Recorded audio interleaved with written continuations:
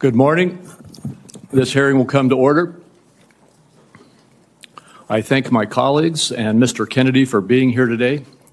Mr. Kennedy, congratulations on your nomination. Throughout this process, Mr. Kennedy, you have been accessible to members and staff on both sides of the aisle and have demonstrated strong commitment to fulfilling the responsibilities of this role. The Department of Health and Human Services oversees our nation's largest healthcare programs, providing coverage for nearly 2 in every 5 Americans. Improving Medicare, Medicaid, and CHIP, among other initiatives, presents challenges, especially in the face of a rapidly aging population, stubbornly high costs, and persistent barriers to access. However, this also provides us an opportunity to deliver bold, transformative solutions. As a committee, we share a commitment to advancing common sense, bipartisan policies that improve the delivery of health care in this country. This committee has worked to realign incentives in the prescription drug supply chain, to enhance access in rural communities, to expand the availability of telehealth and improve the broken clinician payment structure.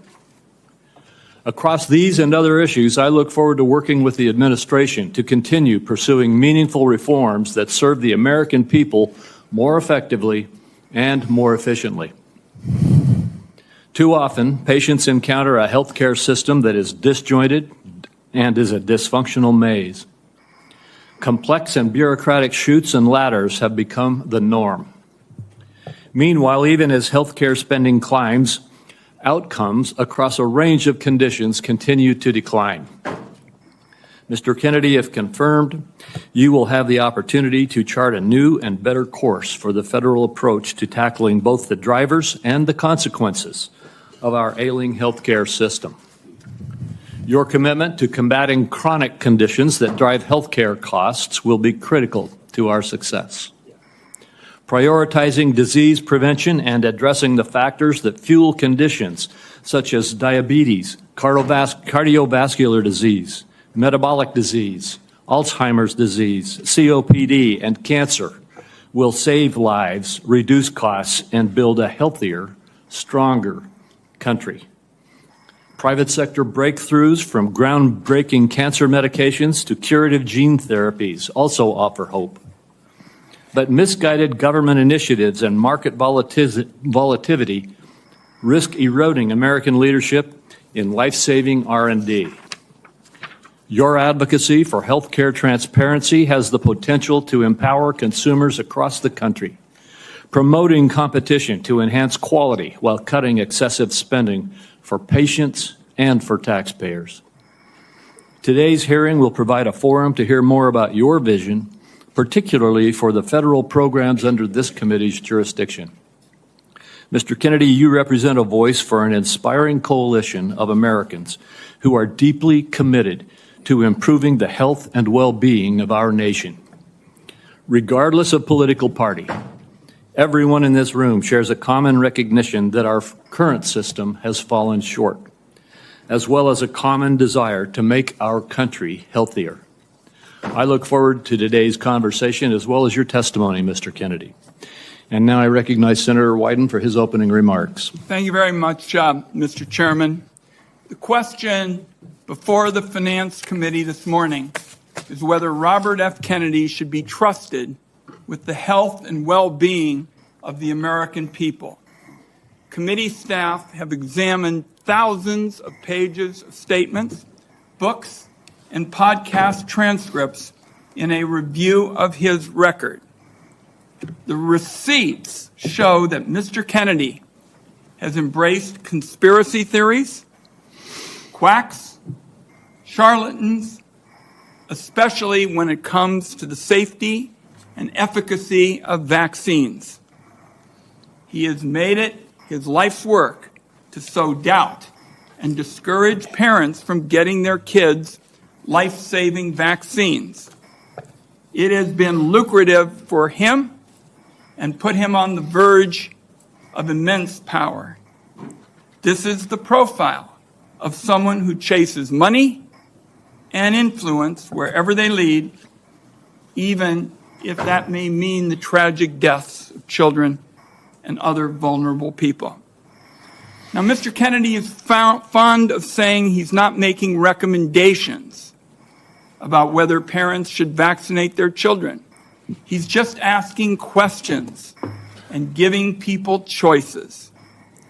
It's a slippery tactic to dodge any real responsibility for his words and actions. And it is, in my view, absurd coming from somebody who's trying to win confirmation for a job that is entirely about making recommendations. These recommendations are going to have life or death consequences for the American people. Mr. Kennedy, if you are confirmed, your recommendations determine which vaccines senior citizens get for free through Medicare. Your recommendation will determine which vaccines are given to millions of kids. Peddling these anti-vaccine conspiracy theories as our chief health officer is going to endanger the lives of kids and seniors across the nation. Just look at what happened when Mr. Kennedy inserted himself into an anti-vaccination crisis in the island nation of Samoa. He traveled there himself to push his views and pour fuel on the fire of a measles outbreak that began due to low vaccination rates.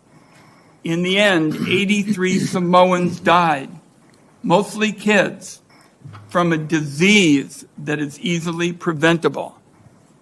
Americans cannot afford to import this experiment to our great nation. On other healthcare matters, from abortion to universal healthcare, Mr. Kennedy has changed his views so often it is nearly impossible to know where he stands on so many of the basic issues that impact Americans' daily lives. In a gobsmacking statement of irresponsibility, in November 2023, Mr. Kennedy said that he wanted to pause infectious disease research for 8 years.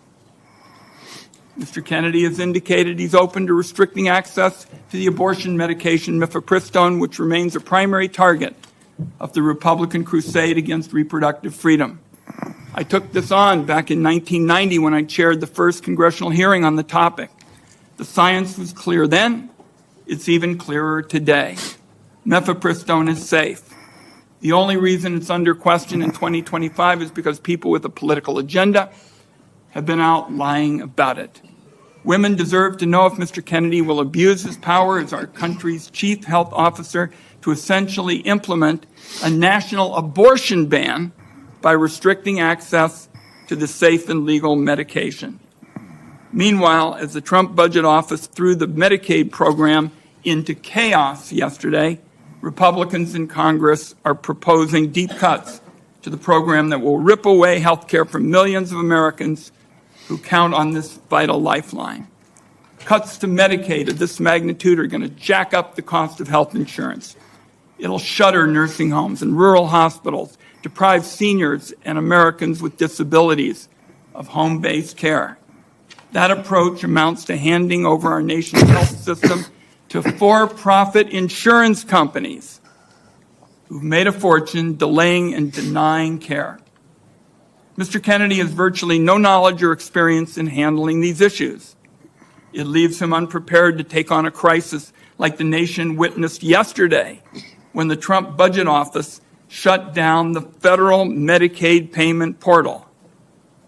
After a careful review of Robert F. Kennedy Jr.'s statements, actions, and views, materials that I have reviewed personally and closely, I've reached the conclusion that he should not be entrusted with the health and well-being of the American people. When he's taken every side of every issue, how can this committee and the American people believe he has anything to say?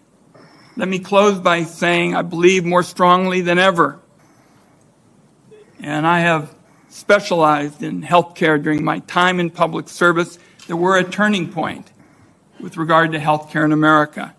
If there's one word to describe Americans' feelings towards the healthcare system, it's disillusioned.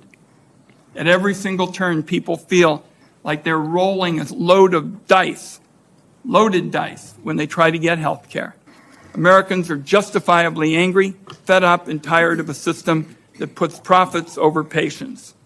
Instead of debating meaningful ways to improve Americans' health care, now the committee is being forced to relitigate settled science about vaccines and whether or not the federal government should help Americans get affordable health care.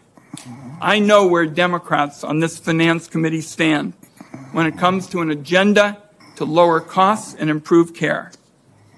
I must say, I cannot say the same about the nominee sitting in front of me. And let me acknowledge, finally, Mr. Chairman, Terry Mills from Portland, Oregon, who is here to represent Nurses for America, and I'd like to enter a statement from her organization into the record at this time. Thank you, Mr. Chairman. Without objection. Thank you, Ranking Member Wyden. Mr. Kennedy, in a few moments you will be given the opportunity to make your opening statement and respond to these attacks and other questions that the members of this committee have. I would say that with regard to the attack on Medicaid that we just heard, that was a false attack. It's been proven false overnight.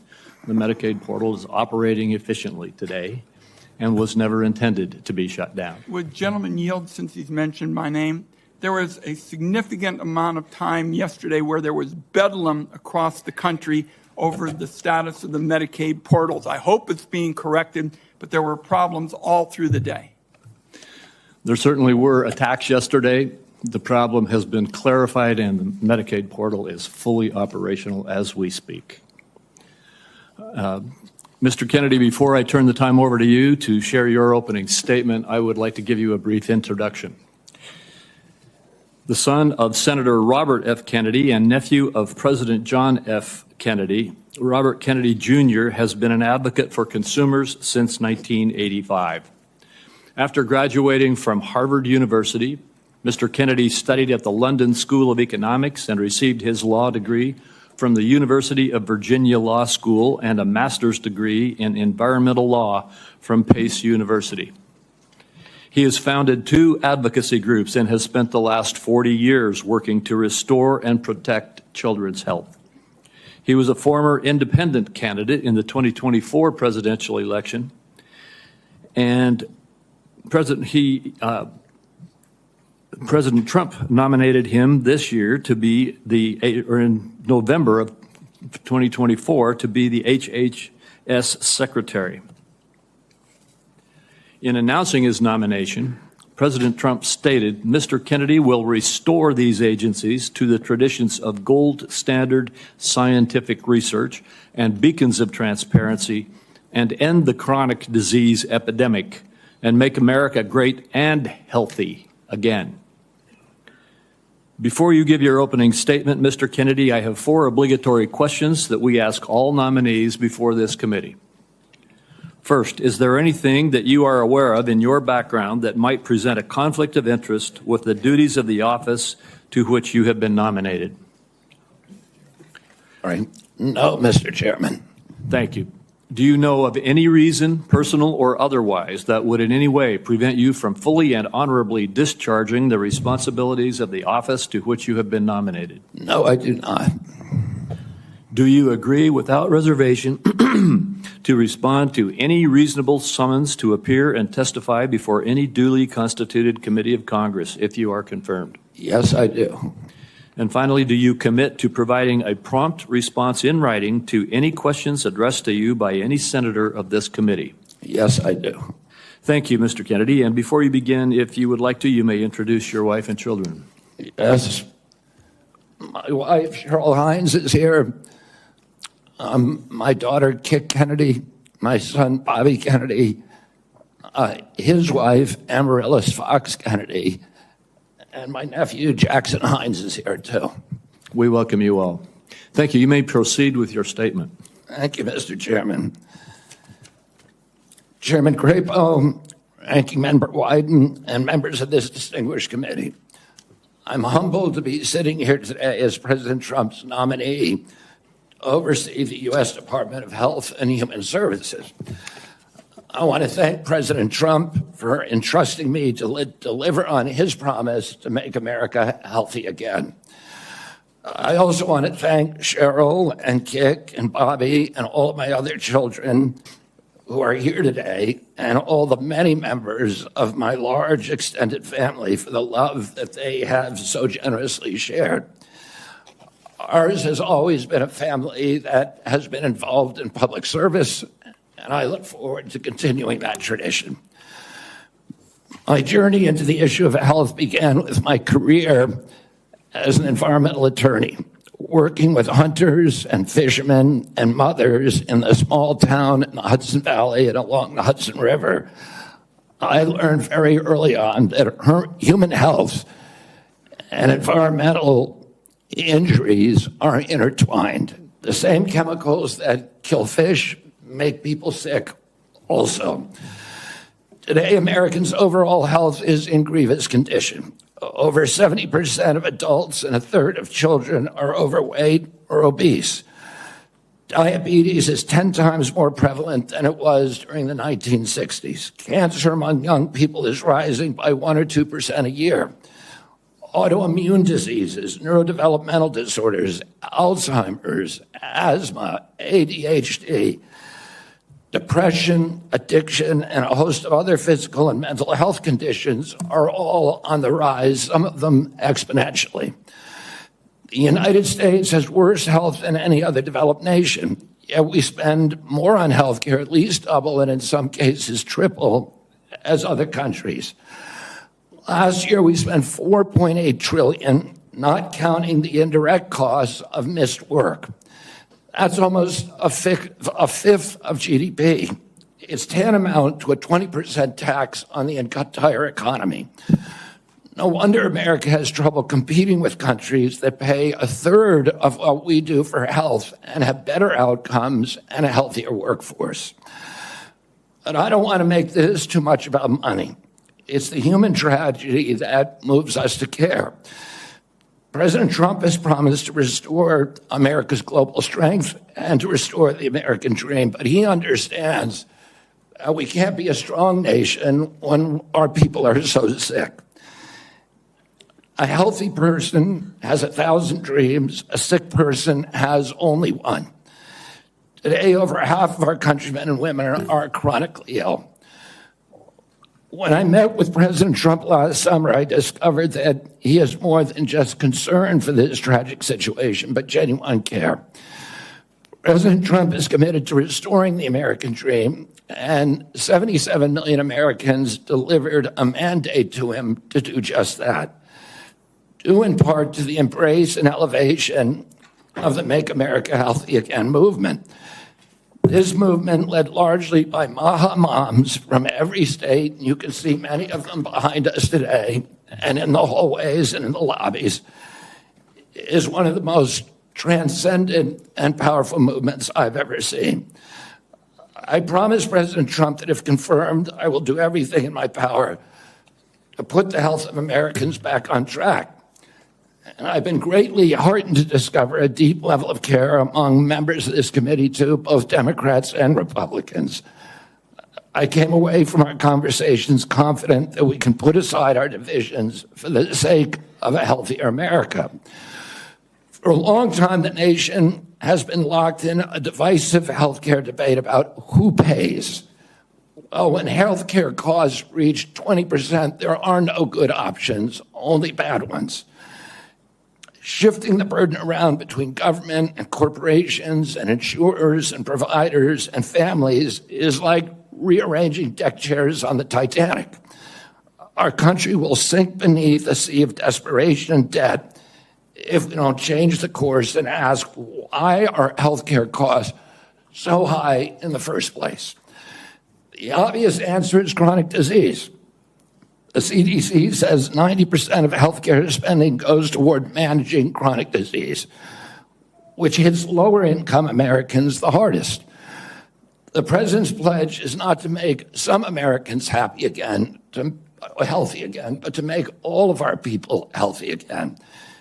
There is no single culprit in chronic disease. Much as I have criticized certain industries and agencies, President Trump and I understand that most of their scientists and experts genuinely care about American health.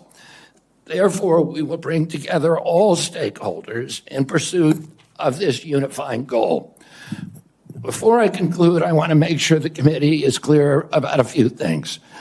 News reports have claimed that I'm anti-vaccine or anti-industry. I am neither. I am pro-safety.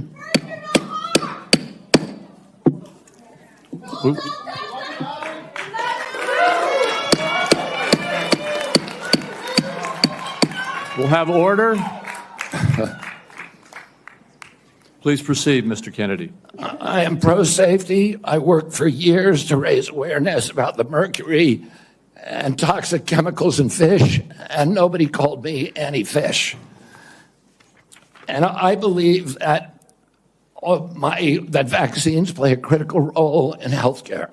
All of my kids are vaccinated. I've written many books on vaccines. My first book in 2014, the first line of it is, I am not anti-vaccine, and the last line is, I am not anti-vaccine.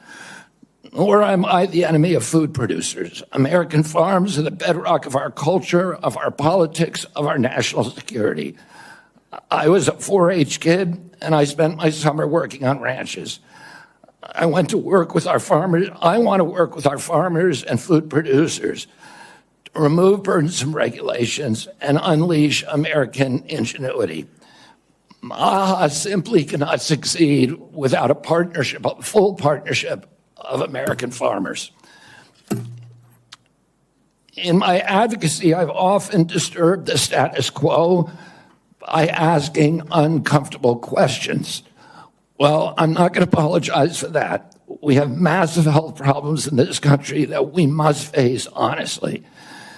And the first thing I've done every morning for the past 20 years is to get on my knees and pray to God that he would put me in a position to end the chronic disease epidemic and to help America's children. That's why I'm so grateful to President Trump for the opportunity to sit before you today and seek your support and partnership in this endeavor. I will conclude with a promise. The members of this committee, to the President, and to all the tens of millions of parents across America, especially the moms, who have propelled this issue to center stage. Should I be so privileged as to be confirmed, we will make sure our tax dollars support healthy foods. We will scrutinize the chemical additives in our food supply. We will remove financial conflicts of interest from our agencies. We will create an honest, unbiased, gold standard science at HHS, accountable to the President, to Congress, and to the American people. We will reverse the chronic disease epidemic and put the nation back on the road to good health. Thank you. Thank you, Mr. Kennedy. Mr. Kennedy, I will begin. Each of us will have 5 minutes to ask you questions, and then at the conclusion of the hearing, if there are further questions, there will be an opportunity for those questions to be submitted to you, and I ask that you respond to them promptly. Mr. Kennedy, you have emphasized the importance of nutrition in preventing and managing chronic disease, improving health outcomes, and reducing health costs. I share your interest in the relationship between our diet and our well-being. And if confirmed, I look forward to partnering with you on those efforts. Would you share with the committee why you are passionate about the nutrition-oriented disease prevention and what you have learned? Yes, Mr. Chairman. I had 11 brothers and sisters. I had dozens of first cousins. I was raised in a time where we did not have a chronic disease epidemic. When my uncle was president, 2% of American kids had chronic disease. Today, 66% have chronic disease. We spend zero on chronic disease during the Kennedy administration. Today, we spend $4.3 trillion a year. With 77% of our kids cannot qualify for military service. When I was a kid, the typical pediatrician would see one case of diabetes in his or her lifetime. 40 or 50-year career. Today, 1 out of every 3 kids who walks through her office door is diabetic or pre-diabetic. And the most recent data from NIH shows 38% of teens are diabetic or pre-diabetic. Autism rates have gone from 1 in 10,000 to 1 in 1,500, depending on what studies you look at. In my generation today, 70-year-old men, 1 in 34 in my kids' generation. We've seen this explosion of autoimmune disease, of allergic diseases. This is not just an economic issue. It's not just a national security issue. It is a spiritual issue, and it is a moral issue. We cannot live up to our role as an exemplary nation, as a moral authority around the world, and we're writing off an entire generation of kids. Thank you very much. And if confirmed, how could we work together to integrate nutrition-based interventions into our healthcare programs like Medicaid and Medicare? Well, there are many ways that we can do that. The federal funding of the SNAP program, for example, and of school lunch programs could be a driver for helping kids. We shouldn't be giving 60% of the kids in school processed food that is making them sick. We shouldn't be spending 10% of the SNAP program on sugared drinks. So we have a direct ability to change things there.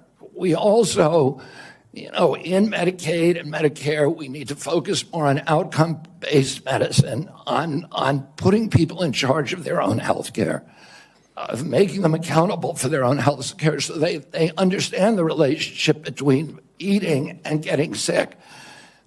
Most importantly, we need to deploy NIH and FDA to doing the research to understand the relationship between these different food additives and chronic disease so that Americans understand it and make sure that Americans are aware of it. I don't want to take food away from anybody. If you like a cheeseburger, a McDonald's cheeseburger, a Diet Coke, which my boss loves, and you should be able to get them. If you want to eat Hostess Twinkies, you should be able to do that. But you should know what the impacts are on your family and on your health. Thank you. Senator Wyden. Thank you very much, Mr. Chairman. Before I begin my questions, I'd like to start by entering into the record a letter the committee received from Ambassador Carolyn Kennedy outlining what she believes is Mr. Kennedy's lack of personal fitness for the office. Without objection. Mr. Kennedy, you have spent years pushing conflicting stories about vaccines. You say one thing, and then you say another. In your testimony today under oath, you denied that you were anti-vaccine. But during a podcast interview in July of 2023, you said, quote, "No vaccine is safe and effective." In your testimony today, in order to prove you're not anti-vax, you note that all your kids are vaccinated. But in a podcast in 2020, you said, and I quote, "You would do anything, pay anything to go back in time and not vaccinate your kids." Mr. Kennedy, all of these things cannot be true. So, are you lying to Congress today when you say you are pro-vaccine? Or did you lie on all those podcasts? We have all of this on tape, by the way. Yeah, Senator, as you know, because it's been repeatedly debunked, that statement that I made on the Lex Friedman podcast was a fragment of the statement.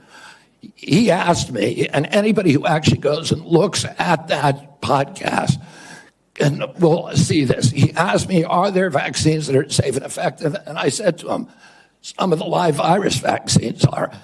And I said, there are no vaccines that are safe and effective, and I was going to continue for every person. Every medicine has people who are sensitive to them, including vaccines. Right, so he interrupted me at that point.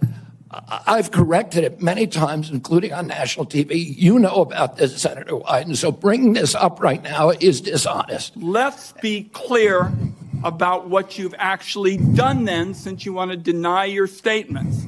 For example, you have a history of trying to take vaccines away from people. In May of 2021, you petitioned the Food and Drug Administration to not only block Americans from having access to the COVID vaccine, but to prevent any future access to the life-saving vaccine. Are you denying that? Your name is on the petition.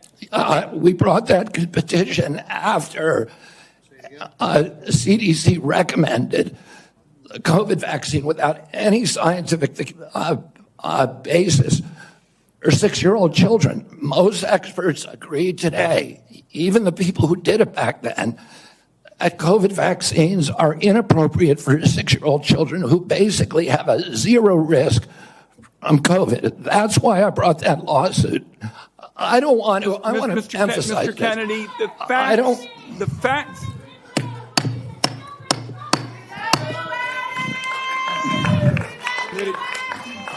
The committee will be in order. And to the audience. Senator, I'm not against vaccine. If you'll hold off for a second, Mr. Kennedy. To the audience. Comments from the audience are inappropriate and out of order. And if there are any further disruptions, the committee will recess until the police can restore order. Please follow the rules of the committee. Mr. Kennedy, you may proceed. I also want to point out that your recitation of what happened in Samoa is absolutely wrong, and it's wrong. We'll get to that in a moment. Right now, we're talking about the petition that you filed to block Americans from having access to the vaccine and to prevent any future access to the vaccine. Those facts are on the record. My third question to you is, you made almost $5 million from book deals, mostly promoting junk science. In 2021, in a book called The Measles Book, you wrote that parents had been, quote, misled into believing that measles is a deadly disease and that measles vaccines are necessary, safe, and effective. The reality is measles are, in fact, deadly and highly contagious, something that you should have learned after your lies contributed to the deaths of 83 people, most of them children, in a measles outbreak in Samoa. So my question here is, Mr. Kennedy, is measles deadly, yes or no? The death rate from measles historically in this country in 1963, the year before the introduction of the vaccine, was 1 in 10,000. Let me explain what happened in Samoa. In Samoa, in 2017 or 2015, there were 2 kids who died following the MMR vaccine. And the vaccination rates in Samoa dropped precipitously from about 63% to the mid-30s, so they've never been very high. And in 2018, 2 more kids died following the MMR vaccine, and the government of Samoa banned the MMR vaccine. I arrived a year later when vaccination rates were already below any previous level. I went there, nothing to do with vaccines. I went there to introduce a medical informatics system that would digitalize records in Samoa and make health delivery much more efficient. I never gave any public statement about vaccines. You cannot find a single Samoan who will say, I didn't get a vaccine because of Bobby Kennedy. I went in June of 2019. The measles outbreak started in August. Oh, clearly I had nothing to do with the measles. Not only that, Mr. Kennedy, Senator, if you let me finish, Senator. You have had some time. If you let me finish, Senator. If you let me finish. There are 83 people died. When the tissue samples were sent to New Zealand, most of those people did not have measles. We don't know what was killing them. The same outbreak occurred in Tonga and Fiji, and no extra people died. There were 7 measles outbreaks in the 13 years prior to my arrival. I just would like to get my time back.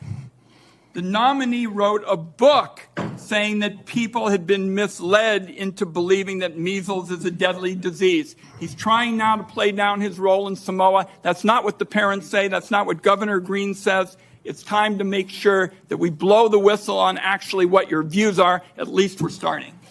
We need to move Senator, on. I support the measles vaccine. I support the polio vaccine. I will do nothing as HHS secretary makes it difficult or discourages people from taking either of those Anybody vaccines. who believes that ought to look at the measles book you wrote saying parents have been misled into believing that measles is a deadly disease. That's not true. We need to move on. Senator Grassley. Welcome. I'm going to do like I did in my office. I'm just going to make some points to you. I got about 7 I want to quickly get done. And then at the end, I'm going to ask if you disagree with anything I say and then address those things you disagree with. I'll make sure I save time for you to do that. A key responsibility of each member of Congress is oversight. Oversight allows us to hold bureaucrats accountable to the rule of law, and it helps keep faith with taxpayers. I expect HHS to provide timely and complete responses to congressional oversight. Number 2, PBMs, something you and I discussed in our office. I've been working to hold pharmacy benefit managers accountable in order to lower prescription drug prices. I expect you to work with us to hold PBMs accountable, and that may even asking your support for legislation that's before the Congress. Drug pricing. Senator Durbin and I have, for a while, been trying to get a bill passed that requires price disclosures on TV ads for prescription drugs. Knowing what something costs before buying it is just common sense. President Trump tried to do this by regulation in his first term. Vice President Vance co-sponsored our bill last Congress. I ask you to support this bill, or if you can do it by regulation, to do it by regulation. On rural health care, the previous administration dragged its feet in opening up slots for rural community hospital demonstration programs. It also ignored concerns from rural pharmacies when implementing changes to Medicare Part D, and ignored rural needs when it comes to distributing physician residency slots. I expect you to prioritize rural Americans' health care needs. On agriculture, in our meeting earlier this month, we talked at length about agriculture. You prefaced the conversation by saying you will not have jurisdiction over these issues. I expect you to leave agricultural practice regulations to the proper agencies, and for the most part, that's USDA and EPA. On dietary guidelines, I've sent letters to the Secretaries of Agriculture at HHS requesting that they provide information regarding conflicts of interest on the Dietary Guideline Advisory Committee to increase transparency. I expect you to provide Congress with confidential financial disclosures from the Advisory Committee before finalizing dietary guidelines, so we know that nobody has a vested interest in it, is having undue influence. Lastly, HHS, Office of Refugee Resettlement Oversight. Last year, I expanded my investigation into HHS's Office of Refugee Resettlement. I wrote 24 contractors and grantees whose job it is to place unaccompanied children with sponsors. In many cases, children have been placed with improper vetted sponsors, placing them at risk of trafficking. The Biden administration's HHS directed these taxpayer-funded contractors and grantees to not respond to my inquiry. This is obstruction by the executive branch. I expect you to produce to me the records and data I've requested and instruct HHS contractors to fully cooperate with my investigation. I also expect HHS to not retaliate against any whistleblowers, including those who identify ORR's failures in vetting sponsors of unaccompanied. You got 45 seconds to respond if you want to. I agree with all of those provisions, Senator. My approach to administration HHS will be radical transparency.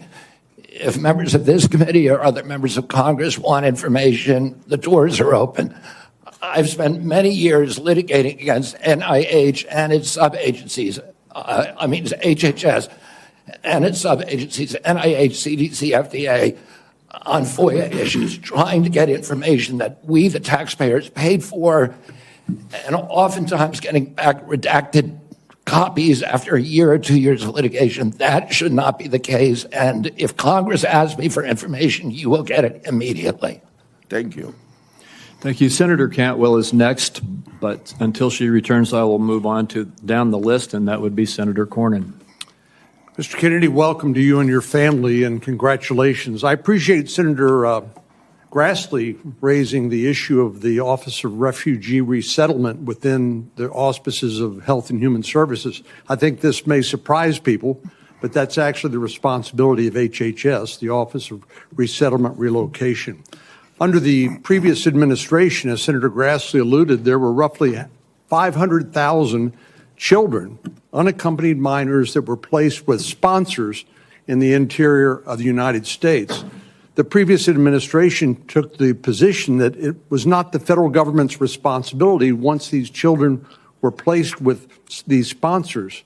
But the New York Times, in a series of investigative stories, pointed out that tens of thousands of these children, when they tried to follow up and find out how they were doing, whether they were going to school, whether they were being trafficked or abused, there was no answer, and they took the position it was not their responsibility. So I look forward to working with you to find those children and to make sure that they're not being abused. Millions of Americans are experiencing mild to moderate mental health and substance abuse issues, yet many struggle with timely and effective access. Primary care physicians are most likely to be seeing these individuals as opposed to a specialist, and it makes it important that these individuals, primary care physicians, be trained in patient-centered care, which would strengthen the integration of behavioral health care with primary care services. Is this something that you are concerned about, something you'd be willing to work with us on in order to implement? Yes, Senator, and let me just reassure you that President Trump has personally spoken to me about locating those 300,000 children who disappeared over the last 4 years. I don't think anybody has a fully accurate number, but it's hundreds of thousands, I agree. And many of them we know have been sex trafficked and childhood slavery, and it is a blight on America's moral authority, and we need to find those kids. In terms of addiction services and substance abuse services, this is a priority for me. It was a priority for me when I was running for president during my campaign. I was a heroin addict for 14 years. I've been 42 years in recovery. I go to 12-step meetings every day, so I hear the stories every day. And I hear the many stories about denial of, or the barriers to access to care. And we need to improve that. And to answer specifically to your question, I think we can do that through GME, which is a program that is funded by HHS, that is the largest funder for medical school students. And that's one of the things for primary care physicians should understand addiction care. Addicts almost always go through a cycle where there is a moment where they hit periodic bottoms where they're ready to go into treatment. But it's fleeting and it's momentary. And we have that opportunity to save their lives. And then if we miss that little short window, they're off to the races again. I appreciate your answer. Our time is short. Let me get to one more question that I think is very important. Under the first Trump administration, the number of people receiving HIV treatment in Africa through the President's Emergency Plan for AIDS Relief, otherwise known as PEPFAR, it increased, this is during the first Trump administration, from 13 million people to 18 million people across 50 countries, primarily in Africa. Africa has about 1.3 billion people today, or in 2021, it's projected to have 2.5 billion people by 2050, or 25% of the global population. In 2020, PEPFAR reported that 2.8 million babies were born without HIV. That was something that would not have happened but for the PEPFAR program. So it has simply been one of the most successful public health programs in the world and saved approximately 26 million lives. Failure to continue this program, in my view, would risk ceding that leadership to adversaries like China. And I'd like to know whether you support the objectives and goals of PEPFAR, and would you work with me and my colleagues to make sure that this program continues to provide life-saving antiviral drugs to people who are most in need? I absolutely support PEPFAR, and I will happily work with you to strengthen the program. Thank you. Senator Bennett. Thank you, Mr. Chairman. Thank you, Mr. Kennedy, for being here this morning. And I think that, Mr. Chairman, we are truly through the looking glass this morning here in the U.S. Senate, and this committee is being asked to fulfill a really important responsibility, which is to decide whether to confirm Mr. Kennedy to one of the most important health care jobs in America. And the reason I think it's so important is for many of the reasons you said in your opening statement, which is that we live in the richest country in the world, and we have some of the worst health outcomes of any industrialized country in the world.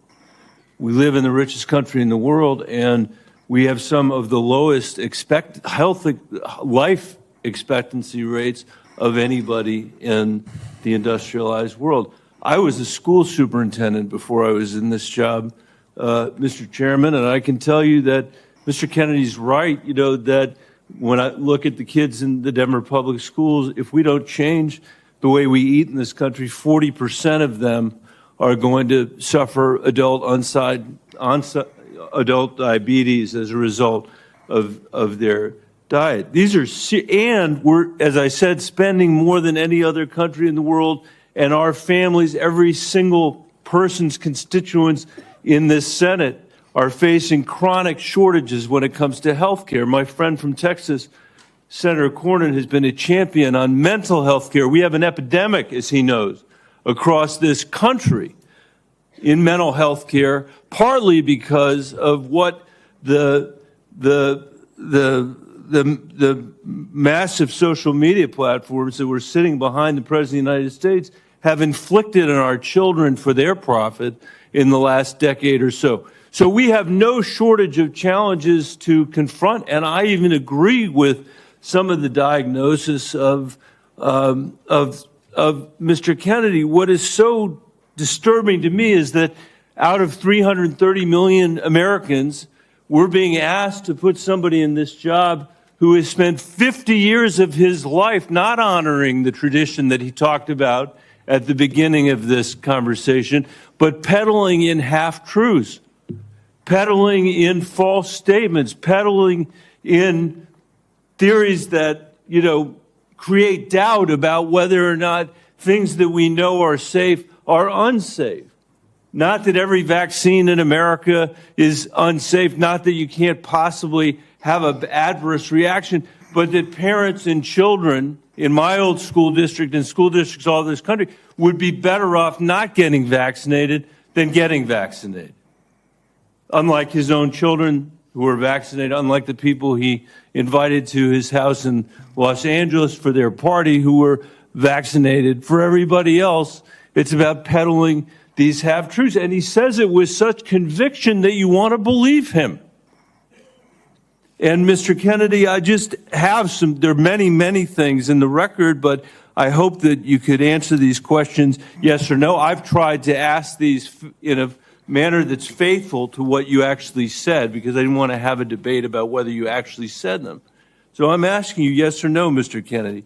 Did you say that COVID-19 was a genetically engineered bioweapon that targets black and white people but spared Ashkenazi Jews and Chinese people? I didn't say it was deliberately targeted. I just quoted an NIH-funded and NIH published study. Did you say that it targets black and white people but spared Ashkenazi Jews? I quoted a study, Your Honor. I quoted an NIH study that showed that I'll take that as a yes. I have to move on, I have to move on.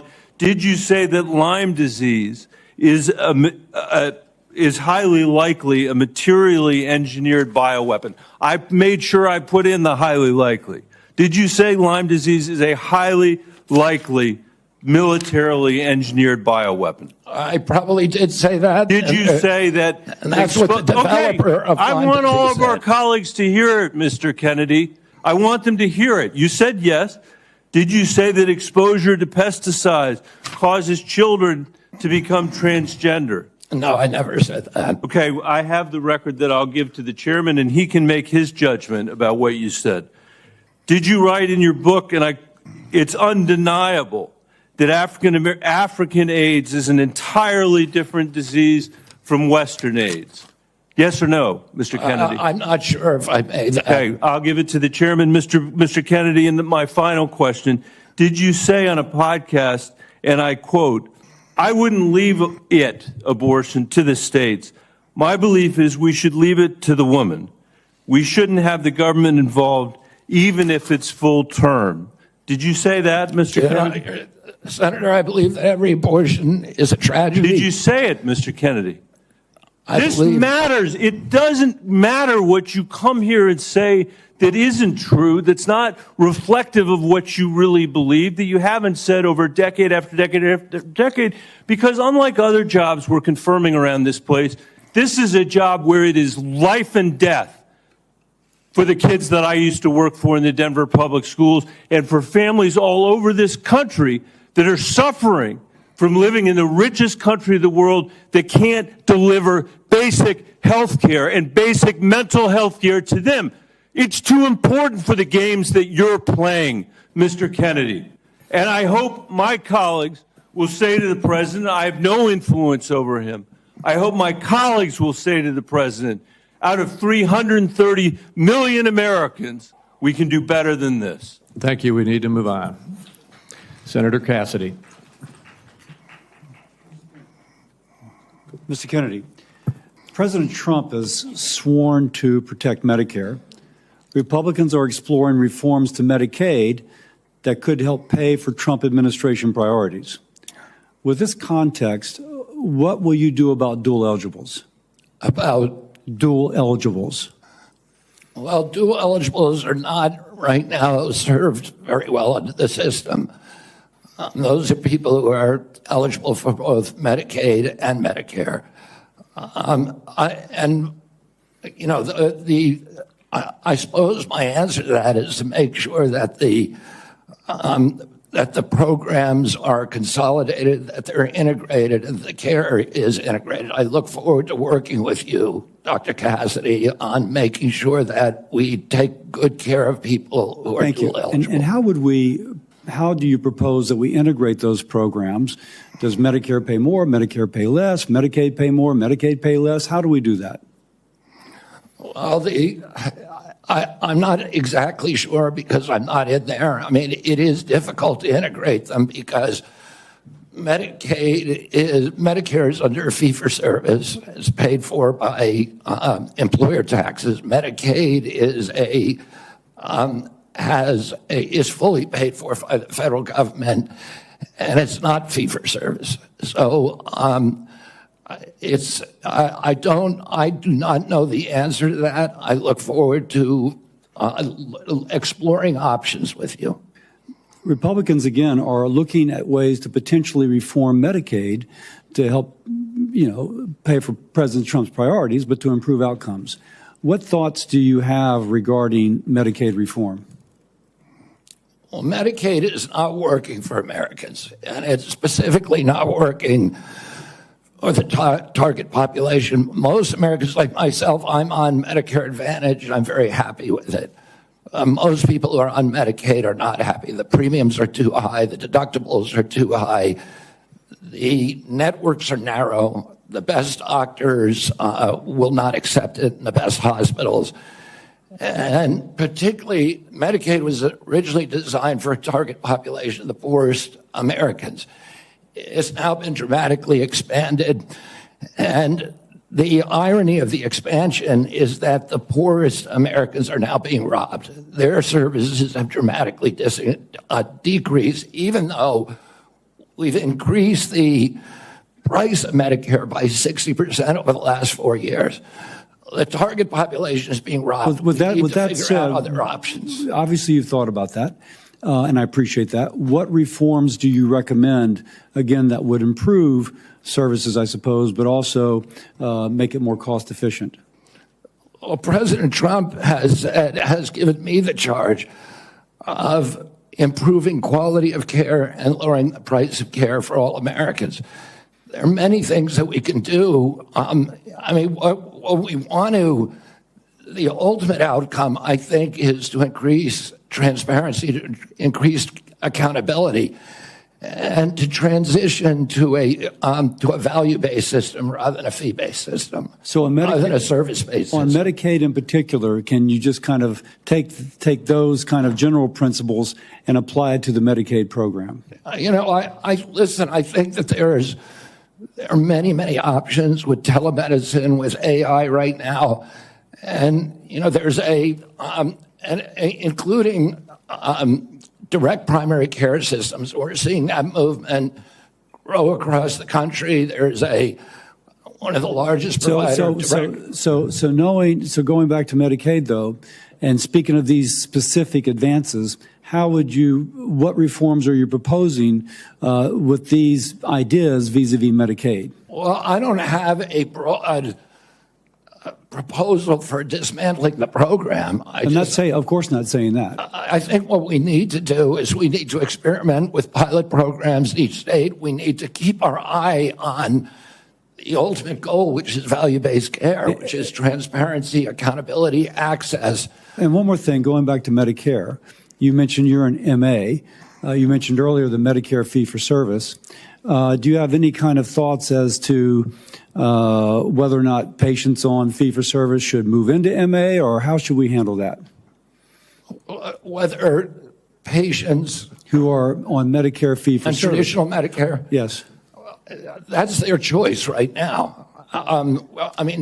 We have, I think, 32 million Americans, or 30 million Americans on Medicare, on traditional Medicare, and then another 34 on Medicare Advantage, roughly half and half. And I think more people would rather be on Medicare Advantage because it offers very good services, but people can't afford it. It's much more expensive. In answer to your first question, there are all kinds of exciting things that we can be doing, including cooperatives, which President Trump has supported, including health savings accounts, which President Trump has supported. All of these things to make people more accountable for their own health. And so we'd bring the cooperatives and the health savings accounts into Medicare and Medicaid? Exactly. We try to increase those, the use of those, and to direct primary care, to continue to transition into a value-based program that is private. Americans don't, by and large, do not like the Affordable Care Act. People are on it. They don't like Medicaid. They like Medicare. And they like private insurance.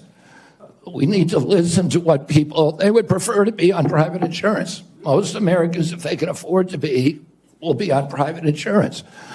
We need to figure out ways to improve care, particularly for elderly, for veterans, for the poor in this country.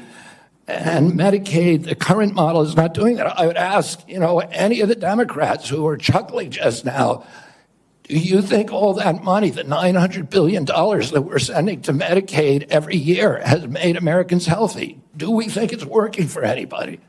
Are the premiums low enough? We do need to move on. Senator Warner.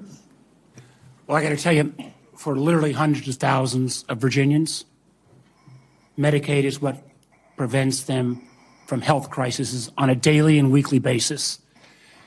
And some imaginary new plan And if there was a new plan that was to be the basis of what Trump was going to do in repealing Obamacare, I would have thought by now we'd have seen it. I got to tell you, listen, Senator, can I reply to that? Senator, Mr. Kennedy, I got questions. I appreciate our visit. I know you take your views seriously, and I don't reflexively vote. I voted for 4 of President Trump's nominees already. Got a lot of grief from folks on this panel. But I got to tell you, I saw an email that you put out Monday night, or your campaign did, in a fundraising email. Your presidential campaign celebrated that the freeze on all new regulations, guidance, and announcements is a way to protect unelected bureaucrats from further undermining our health freedom. Then you ask your donors to help pay for your campaign debt. Did your campaign and you put out that? I don't think my campaign exists anymore. All right, well, listen, I got to tell you this. Somebody's out there soliciting money for it. Maybe you ought to find out who is. So the fact that you celebrate this freeze, do you think that was a good idea to put all of this on hold for 90 days? Funding and any kind of further work? NIH research? As Chairman Crapo pointed out. I'm not asking for, I love Mike Crapo. I'm asking you. You're up very, very important position. As he pointed out, Senator, the portals that were closed were not closed as a result of the Trump administration. Let me just tell you, I'd like you to explain, excuse me, sir, I'd like you to explain to a domestic violence center in Richmond that's saying because of this freeze they may have to close down where those battered women to go. Or a rural nonprofit I've got in the Shenandoah Valley who's saying that freeze is going to potentially shut down their ability to operate. So I guess if you deny or don't know what your campaign's sending out, you don't know if you raised a lot of money Monday night. I'm saying that the Trump administration you don't know if you raised a lot of money. The Trump administration has made clear that it does not want to freeze benefits for any Americans under Medicaid or Medicare, and I do not want to dismantle Medicaid. The freeze is affecting beyond Medicare and Social Security. I would hope you would have known that to be able to answer some of this. Now, you've said publicly you want to immediately get rid of 600 NIH workers on day one. When we had our meeting, you said you'd actually like to get rid of 2,200 people from HHS. Which offices are you going to start cutting and riffing these 2,200 workers from? Senator, there's 200 political appointees that are changed during every administration. So if you got rid of those 200 political appointees, you're not going to replace them with your political appointees? Well, President Biden this year changed 3,000 employees at HHS. 3,750 at NIH. You're 2,200. What departments are you going to pick them from? Well, the same as President Biden did when he changed 3,000 out. I'm down to a minute 30. The chairman's been generous with colleagues on both sides. I may have to go a couple minutes over. But let me just say, so let's just answer. This would be, I hope, since you're asking to become the top healthcare official in the United States in terms of HHS, huge ramifications. And part of this job is to be the senior advisor to the president on health issues. So when we're looking at this purge and we're looking at laying off workers, when we're looking at potentially the president's illegal offer to try to buy out federal employees, which I would say to any federal employees, think twice. Has this individual in his business world ever fulfilled his contracts or obligations to any workers in the past? But if you are in this position, will you pledge that you will not fire federal employees who work on food safety, work on trying to preventing things like salmonella? Senator, there are 91,000 employees. So that, I take that as that's a simple yes, and I'm going to take that as a no. Run that agency I take that as a no.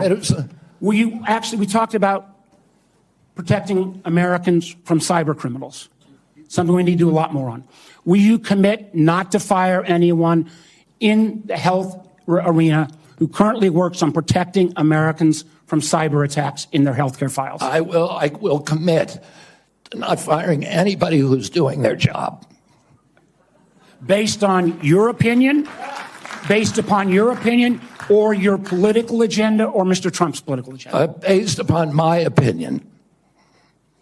So I guess that means a lot of the folks who've had any type of views on vaccines will be out of work. Will you freeze grant funding for community health centers?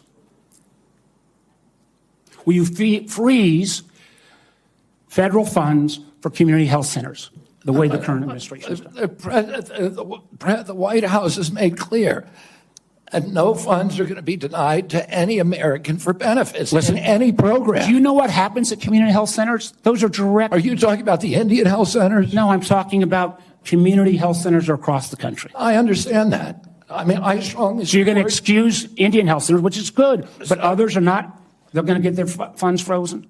I strongly support community health centers, as does the president. So does that mean you're not going to freeze the funding that is currently frozen? The White House has made clear that none of that funding is supposed to be frozen. Sir, the direct payments are different than how the government operates.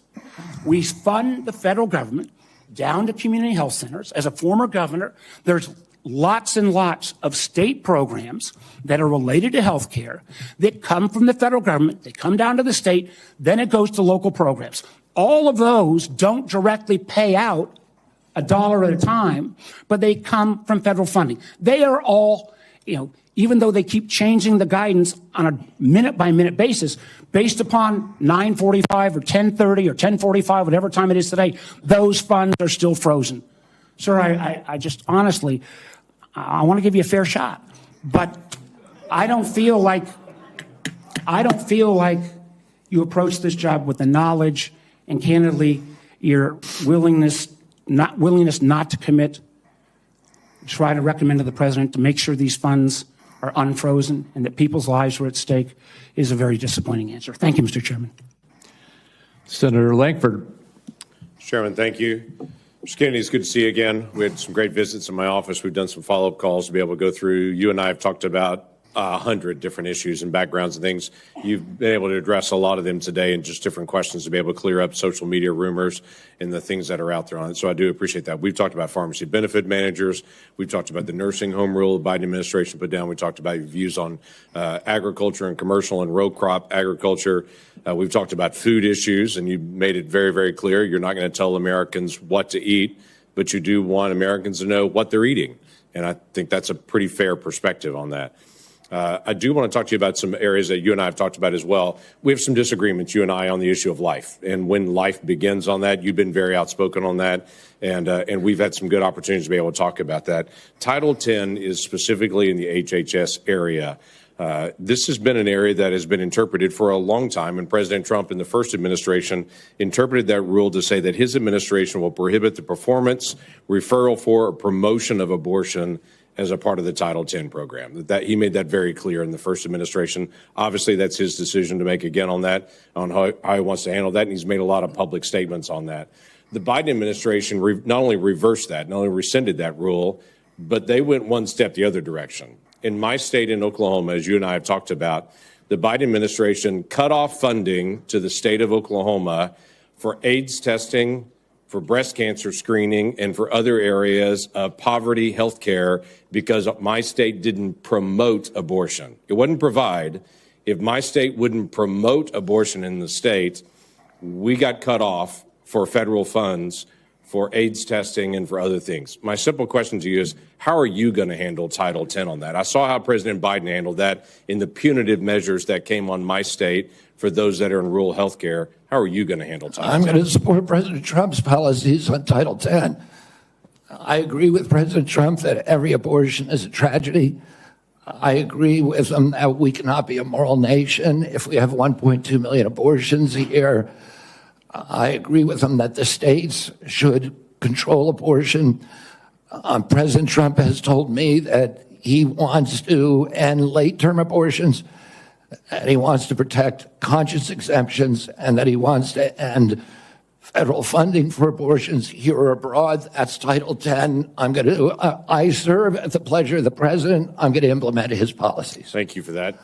President Biden, when he came in, immediately closed down the Office of Civil Rights and Conscience Protections within HHS. There's a statement that's come out recently that he's going to reopen that office again to be able to protect the civil rights of Americans. One of the things that Javier Becerra did immediately when he came into HHS was conscience protections for medical professionals that were being compelled against their conscience to perform medical procedures that violated their conscience. Javier Becerra stepped in immediately into HHS and withdrew that and said, no, the federal government will tell you what you believe about these issues. You don't have conscience protections anymore, and refused to protect those folks. Will you step in and say that healthcare individuals have the right of conscience again, as the federal law allows? Yeah, I mean, the first thing that occurs to me when you ask that question is, what patient would want somebody doing a surgery on them that, believes that the surgery is against their conscience being forced to perform that? I don't know anybody who would want to have a doctor performing a surgery that the doctor is morally opposed to. Listen, I came from a family that was split on life and choice. I have cousins today who believe that abortion at any stage is equivalent to homicide. Now, there are other people who believe the opposite. But the good thing in my family that I really loved is that we were able to have those conversations and respect each other. And I wish that we could do that nationally.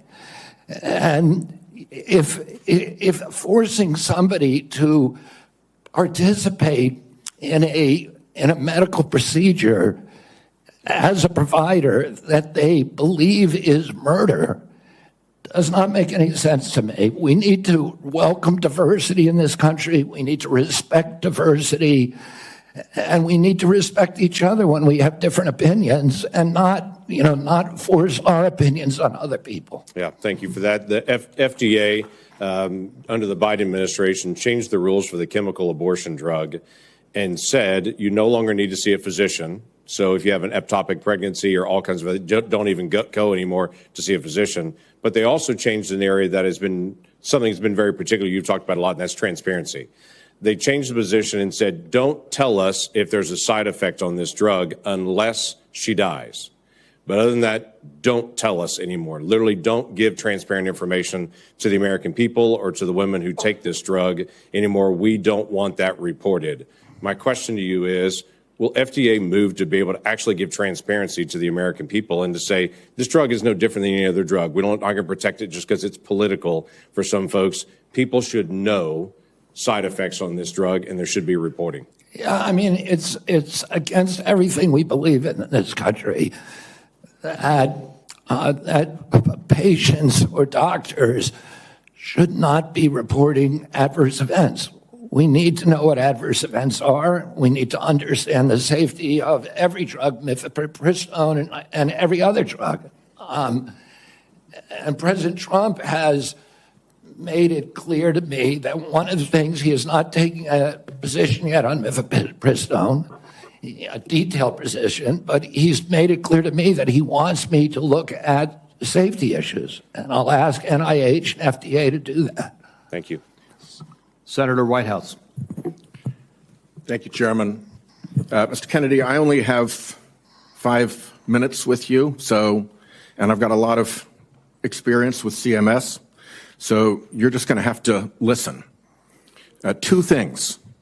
One, if you want to move from advocacy to public responsibility, Americans are going to need to hear a clear and trustworthy recantation of what you have said on vaccinations, including a promise from you never to say vaccines aren't medically safe when they in fact are, and making indisputably clear that you support mandatory vaccinations against diseases where that will keep people safe. You're in that hole pretty deep. We've just had a measles case in Rhode Island, the first since 2013. And frankly, you frighten people. 2, I want to air harms that Rhode Island has experienced from a remorseless, senseless CMS bureaucracy. CMS has for years maintained a reimbursement system that the bureaucracy could never explain, never justify, that persistently pays Rhode Island providers less than neighboring Massachusetts and Connecticut providers. A differential of 23 and 26% in our regional healthcare market. The Pending Ahead program can begin to remedy this, at least for value-based care, and it must. There has to be payment parity in the region. Rhode Island's healthcare system is bleeding out because we aren't paid what neighboring hospitals and doctors are paid. And the one act CMS took on this years ago was to make it worse. The CMS bureaucracy has also attacked one of the best accountable care organizations in the country, Rhode Island's Integra Family Doctors. Tried to throw them off the shared savings program because they said Integra years ago briefly fell 137 patients short of the 5,000 patients that ACOs need. CMS wouldn't listen until a court found that to be unjustified, likely illegal, irreparable harm to this high-performing ACO and its patients, and contrary to the public interest. That must stop. Last, CMS has refused to approve waivers granted elsewhere for Rhode Island from rules that are stupid for Medicare patients who are nearing the end of their days. Here's what families see. Granny is home dying. She needs to transfer to a nursing home, and Medicare insists on putting her 3 days and 2 nights in a hospital. Expensive, frightening to Granny and the family, and stupid. Granny's home dying and can't get palliative and curative care together. Inhumane and stupid. Granny's home dying and can't get home care if she can still get out into the yard or be driven to see the shore, to see Narragansett Beach, say, one more time, to recall childhood memories before she dies. Inhumane and stupid. Granny's home dying and the family's exhausted. And the respite care benefit is not to send a nurse or a caregiver, but to stuff Granny in an ambulance and haul her off to a hospital. Some respite. It's all expensive, frightening, inhumane, and stupid.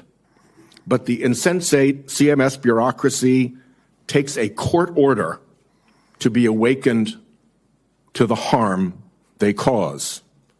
I have had enough.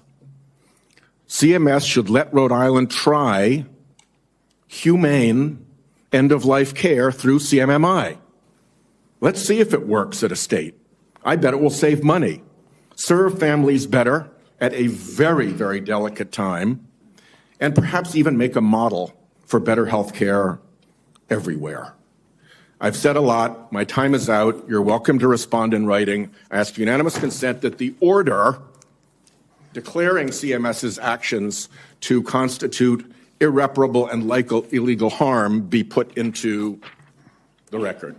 Without objection. Let me just respond very briefly. Senator Whitehouse, I'm an implacable enemy of tyrannical, insensate bureaucracies and stupid rules, and I will work with you to make CMS responsive to the needs of Rhode Island and to remedy those disparities that you talk about. I am familiar with the Integra Health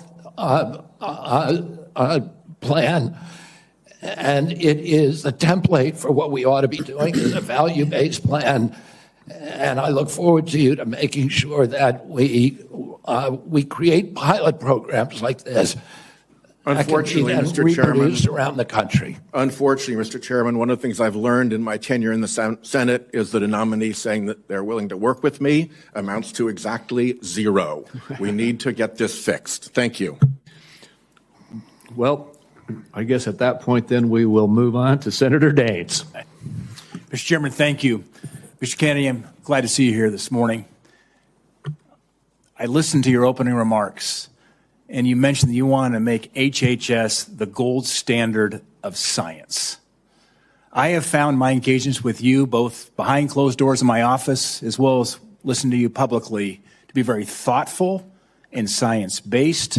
I applaud that. I thank you for that. And I realize this will likely be a very partisan vote on this committee and on the Senate floor. But let the record state there are 3 medical doctors on this side of the dais. I'm a chemical engineer. We believe in science. I'm thankful that you do too, and you made that comment in your opening remarks. I want to talk about agriculture for a moment. We talked about our common love for Montana. You've been to Montana many times. It's a wonderful state. A lot of folks have discovered it. They watch the show Yellowstone, and people are coming and moving into our state. But it's an amazing place. But as you know, agriculture is our top economic driver in Montana. We produce some of the highest quality crops, the best livestock in the country and the world. Our farmers and our ranchers are truly some of the most effective environmental stewards in ensuring we have a safe food supply chain in the world.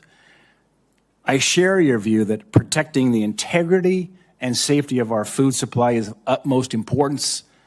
I appreciate the research happening in places like Montana State University to help farmers produce resilient, healthy, and safe crops, as well as their agricultural practices. You mentioned you were a 4-H kid growing up. I think our 4-H kids and our FFA kids are some of the best kids in America. My question for you, Mr. Kennedy, is if confirmed, as I'm listening to my farmers and ranchers talk about the future, will you commit to working collaboratively with partners at USDA, at the relevant federal agencies, as well as our Montana farmers and ranchers before implementing any policy that might affect or impact food supply? Absolutely will make that commitment. I have, as I shared with you, a personal commitment and a long career working with farmers. I want to make sure I understand the very, very narrow margins, the slim margins that American farmers and ranchers are dealing with. And I don't want, under my watch, a single farmer to have to leave his farm for economic reasons or for regulatory or bureaucratic reasons while I serve, if I'm privileged to serve, to be confirmed as HHS Secretary. Even more important, President Trump has a very, very strong commitment to farmers. President Trump is probably historically, in modern history, the best farm president in our history. Farm income spiked for the first time in decades under his last administration. He got solid support from farmers across the country. Farm country is Trump country. Farmers across the country supported him during this election. He has specifically instructed me that he wants farmers involved in every policy, and that he wants me to work with Brooke Rollins at USDA to make sure that we preserve American farmers, that all of our policies support them.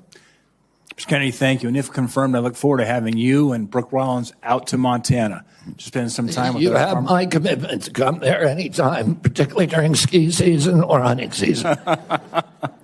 Deal. I want to shift gears for a moment. As we discussed in the meeting we had in my office, mifepristone was approved in 2000. The FDA has been under scrutiny and brought to court for failure to properly assess this drug, as well as subsequent deregulations Senator Langford described that have occurred over the past 25 years. Some of these deregulations included ending the requirement that these drugs be prescribed by a doctor, ending reporting requirements for adverse events, and allowing these pills to be obtained through the mail. In fact, the FDA's own prescribing label mentioned that 3 to 5% of women taking this drug end up in the emergency room. My question is, if confirmed as Secretary of HHS, will you commit to working with the FDA Commission to review these deregulatory actions that are threatening the safety of women? I Sorry, Senator.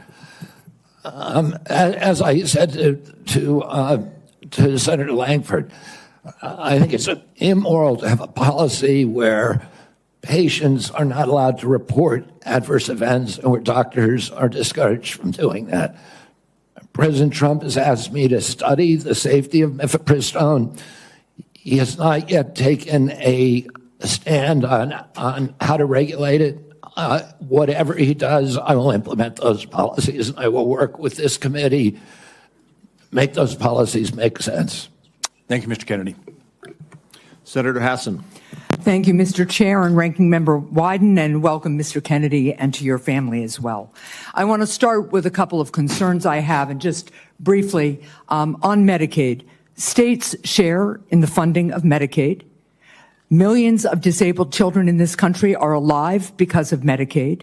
Millions of people with addiction in this country are in recovery because of the services provided to them by Medicaid. And millions of chronically ill people who, until Medicaid expansion was enacted, who couldn't get health care and therefore couldn't work because they were too sick, got health care through Medicaid expansion, then went back to work, and now they're on private insurance. So those are some facts about Medicaid that you might want to brush up on.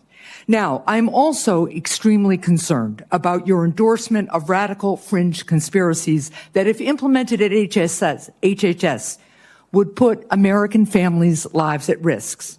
Vaccines are one of our greatest public health triumphs. And you don't need, I'm not talking about abstract medical science. One of the people who helped raise me was my grandfather, who was a pediatrician. He practiced medicine in this country from 1921 until the mid-1980s. And I heard details about the difference those vaccines made in saving lives in the children who were under his care. Vaccination has helped to eradicate many deadly diseases in the United States, including polio and smallpox, something we should be proud of as Americans. I am extremely concerned that as Secretary, you would be able to halt critical vaccine research and to exploit parents' natural worries by advising them not to vaccinate their children. This will lead to more children getting sick, and some will even die. Before the measles vaccine, about 500 American children died a year from measles. This is too much of a risk for our country, and there is no reason that any of us should believe that you have reversed the anti-vaccine views that you have promoted for 25 years. For example, you have previously falsely suggested that the polio vaccine killed many, many, many, many more people than polio ever did by causing fatal cancers, while rigorous safety studies show that to be completely false. Now, let's go to something we agree upon. I am really heartened to see that one area where we agree on is on women's reproductive freedom. In your own words, it's not the government's place to tell people what to do with their bodies. You said that, correct? Yeah. Mr. Kennedy, in 2023, you came to New Hampshire and said, quote, I'm pro-choice. I don't think the government has any business telling people what they can or cannot do with their body. So you said that, right? Yes. Yep. But you also said we need to trust the women to make that choice because I don't trust government to make any choices. You said that too, right? Yes. It is remarkable that you have such a long record of fighting for women's reproductive freedom, and really great that my Republican colleagues are so open to voting for a pro-choice HHS secretary. So, Mr. Kennedy, I'm confused. You have clearly stated in the past that bodily autonomy is one of your core values. The question is, do you stand for that value or not?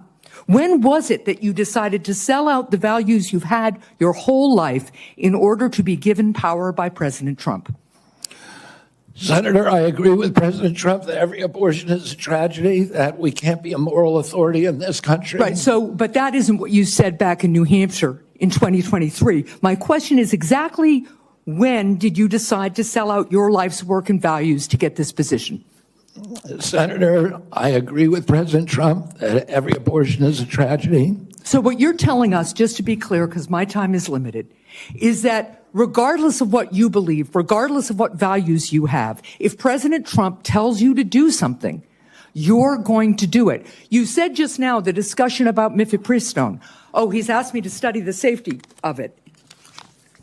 Here are the safety studies that tell us mifepristone is safe and effective. And I ask, Mr. Chair, that these about 40 studies be admitted to the record by unanimous consent. Without objection. So the studies are there. The safety is proved. The science is there. But what you're telling us is if President Trump orders you to take action to make it harder for women to get direly needed health care, you'll follow his order. If Mr. Trump, as he did yesterday, orders a halt on Medicaid payments that are essential for taking care of people with disabilities all around this country, you're going to follow that order because you are willing to sacrifice your values, your knowledge, if President Trump tells you to do that. That, to me, is unacceptable in a Secretary of Health and Human Services. As I explained before, the White House has issued a statement saying that that policy will not deprive any American benefits. The problem is the White House issued that statement only after we pointed out the damage it would do, and it became politically uncomfortable for them. You know what else that freeze on federal funding did? It halted funds for critical research that could cure pediatric cancer. So if the president tells you to do that, you're going to stop that too. That's enough. Thank you. Senator Cortez Masto is next. Thank you. Mr. Kennedy, thank you for coming into my office and having the conversation that we did. I appreciate your passion and your belief, and you've spent years really talking about the issues that matter to you, and I appreciate that. Let me ask you a couple of questions, though I just need some clarification. Right now, there's a 40-year-old law that requires hospital ERs accepting payment from Medicare to actually provide emergency care to patients. So let's say a woman experiencing a life-threatening condition like a heart attack goes to the ER. As a lawyer, you would agree that that federal law protects her right to emergency care, correct? Yes. So now a pregnant woman with life-threatening bleeding from an incomplete miscarriage goes to the ER. Let me rephrase that so you can hear. A pregnant woman with a life-threatening bleeding from an incomplete miscarriage goes to the ER, and her doctor also determines that she needs an emergency abortion. But she's in a state where abortion is banned. You would agree also as an attorney that federal law protects her right to that emergency care, correct? I don't know. I mean, the answer to that is I don't know. If the state bans Well, let me ask you this as an attorney. Doesn't federal law preempt state law? The federal Constitution does. Sometimes not every federal law preempts state laws. It could be unconstitutional. I'm not trying to be evasive, let me Senator. ask you this. I'm just telling you I don't know the I answer appreciate to that question. But what authority do you have over this as the director of HHS? What authority do I have? Yeah, to enforce the law. In what regards? To make sure that a hospital that receives payment from Medicare is ensuring that they're providing the necessary emergency care to patients when they present. It's actually the EMTALA law. So what authority as HHS director do you have with respect to EMTALA? My understanding is that I have budgetary power and that it's pretty much limited to that. But if you tell me I have another authority, I don't even think that. Well, let me tell you, we have a law enforcement branch at HHS. Actually, you do, and that's CMS. CMS actually investigates complaints of EMTALA violations, as well as the Health and Human Services Inspector General, who, by the way, was just recently fired by Donald Trump. So you will be enforcing EMTALA laws, and it's important that you understand their impact and don't play politics with the patient presenting at the ER based on a position that this administration has taken. Let me ask you another question. When we met in my office, you said about lowering drug prices, that when Big Pharma price gouges, the American people suffer. I think we both agree on that. And I think you're sincere in your belief that you want to reduce prices for Americans, correct? Yes. Yeah. The Inflation Reduction Act empowered Medicare to negotiate prescription drug prices. It penalizes drug companies for price hikes above inflation, and it caps seniors' out-of-pocket drug costs, along with reducing insulin prices to $35 per month. But your future boss, Donald Trump, on his first day in office, revoked President Biden's executive order that actually directed the health secretary to examine ways to reduce drug prices and improve access to innovative therapies for the American people. And, unfortunately, Republicans in Congress want to repeal the Inflation Reduction Act, which means reversing all of those things that we worked on to lower prices for Americans. So my question to you is, what do you do? Why are you there? Are you there to be a rubber stamp to this administration and cave into all of these positions that they're taking, even though you know they're in disagreement with your positions on lowering drug prices and that they could harm Americans? How do you handle that as HHS director? Senator, my understanding is that the White House issued an executive order, I believe today, supporting the drug negotiations under the IRA. President Trump was very aggressive during his first term about negotiating drug prices. He has instructed me, and I've met with him repeatedly on as that we need lower prices than seniors in this country, and so let me ask others you, are. Let me ask you this, because I only have so much time. So we've already negotiated lowering prices for 10 drugs with Big Pharma, and Big Pharma, by the way, opposes this. They have not only are asking for a pause, they have filed lawsuits, but we've already negotiated the first 10 drugs. And we want to expand it to the next 10 to 15 that the Biden administration has put forward. Would you agree and continue that path of really mandating that Big Pharma come to the table and negotiate drug prices for Medicare so we can lower those prices for Americans? My understanding is that the executive order that was issued today, which I haven't seen, but I've read a summary. Well, let me ask you this then, because you keep citing the Trump administration and you're just going to follow what they say. Is that what you're doing? You're just a rubber stamp for them in this position? So anybody, so it doesn't matter that you're before us. It could be anybody coming before us as long as they're a rubber stamp for this administration and disregarding your beliefs and what you think. I guess my question to you is, if it really is fundamental to what you believe, how do you live with that? How do you address those issues as you're moving forward, knowing that it's going to harm Americans? Yeah. You want me to answer the question? No, I'm asking you. Okay. President Trump has asked me to end the chronic disease epidemic and make America healthy again. And so is that the only reason why you're at HHS? Is that the only reason why then you're at the HHS, to address that one issue? President Trump has asked me because I'm in a unique position to end that. And that is what I'm doing. And if we don't solve that problem, Senator, all of the other disputes we have about who's paying, and whether it's insurance companies, whether it's providers, whether it's HMOs, whether it's patients or families, all of those are moving deck chairs around on the Titanic. Our ship is sinking. Our 60% increase in Medicaid over the past 4 years is the biggest budget line now, and it's growing faster than any other. And no other nation in the world has what we have here. No other nation has a chronic disease. We have the highest chronic disease burden of any country in the world.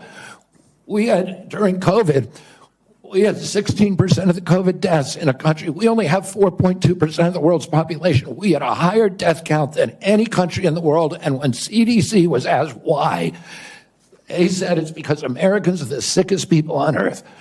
The average person who died from COVID, American, had 3.8 chronic diseases. This is an existential threat economically, to our military, to our health, to our sense of well-being. And it is a priority for President Trump. And that's why he asked me to run the agency. And if I'm privileged to be confirmed, that's exactly what I'll do. Senator Barrasso. Thanks so much, Mr. Chairman. Mr. Kennedy, thank you for taking time to visit with me in my office prior to today's hearing to talk about a lot of the important issues affecting health care in my home state of Wyoming as well as the nation. And I appreciate your willingness to serve our country. During our meeting, we discussed the challenges that healthcare providers and patients are facing in rural America. Financial obstacles facing rural hospitals, workforce shortages, issues of OBGYN, and then new regulations that are painful that have come out of the Biden administration are hurting our ability to provide nursing home staffing. So let me start, if I could, with rural hospitals and the closures of hospitals like that. There are a lot of challenges facing hospitals in rural communities and frontier areas. We have 33 hospitals in Wyoming. 26 are really located in various locations, often hard to get to. Weather impacts them. 6 of the hospitals are at risk of closing. 2 are at immediate risk of closing in the next 2 years. 10 have had to cut available services. And this is a concern of rural hospitals in both Republican and Democrat states, either way, bipartisan. Critical that the workforce challenges, financial challenges that we're facing are addressed. Can you commit to working with us on a plan to address the critical nationwide issue of rural health care? Yes, yes, Senator. And I would say that during my visits, I visited almost 60 senators so far. And the most common unifying, I would say, issue among both Democrats and Republicans, there were 2. One was PBM reform, and the other is rural hospitals. And, our nation made a commitment over 100 years ago to put a hospital within 30 miles of every American. We generally succeeded in doing that. It's absolutely critical. It's life-saving. And rural hospitals are closing at an extraordinary rate right now. They not only provide important health care for the localities, but also they're economic drivers for localities all over this country.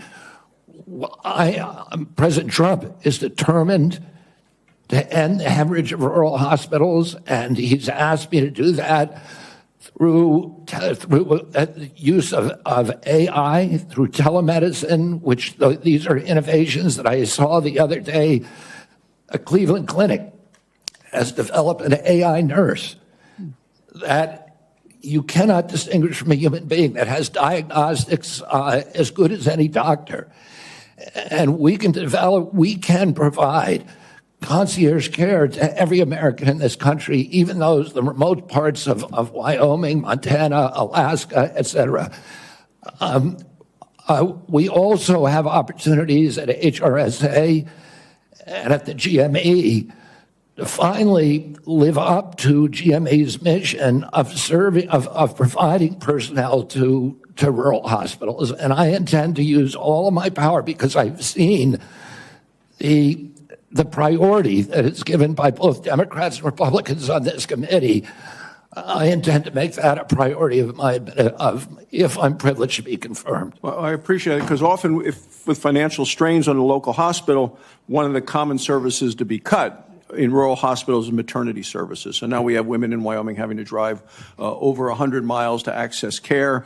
13 counties in Wyoming don't have access to OB. And we're talking counties larger than the states of Vermont, New Hampshire, Rhode Island, Connecticut, New Jersey, Delaware, counties larger than those whole states. So will you commit to working with my office to find solutions to help address these specific maternal health challenges in rural America? Yes, Senator, I look forward to it.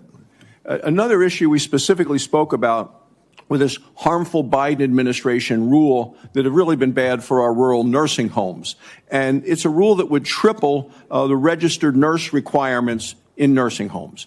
This is going to lead, there just aren't enough registered nurses in our state to be able to comply with this. This would lead to nursing home closures across our state. Will you commit to working with me to fix this serious problem that it was a result of a rule that came out by the Biden administration, who clearly doesn't understand rural America? Yes, Senator, I think the rule was well-intentioned, but as you've said, and I've heard from many rural senators, it will be a disaster for their states. Some of the nursing homes, these are staffing rules that require 24-hour staffing by medical professionals. Some of the nursing homes in rural areas simply do not have the available personnel or the economics to be able to do that.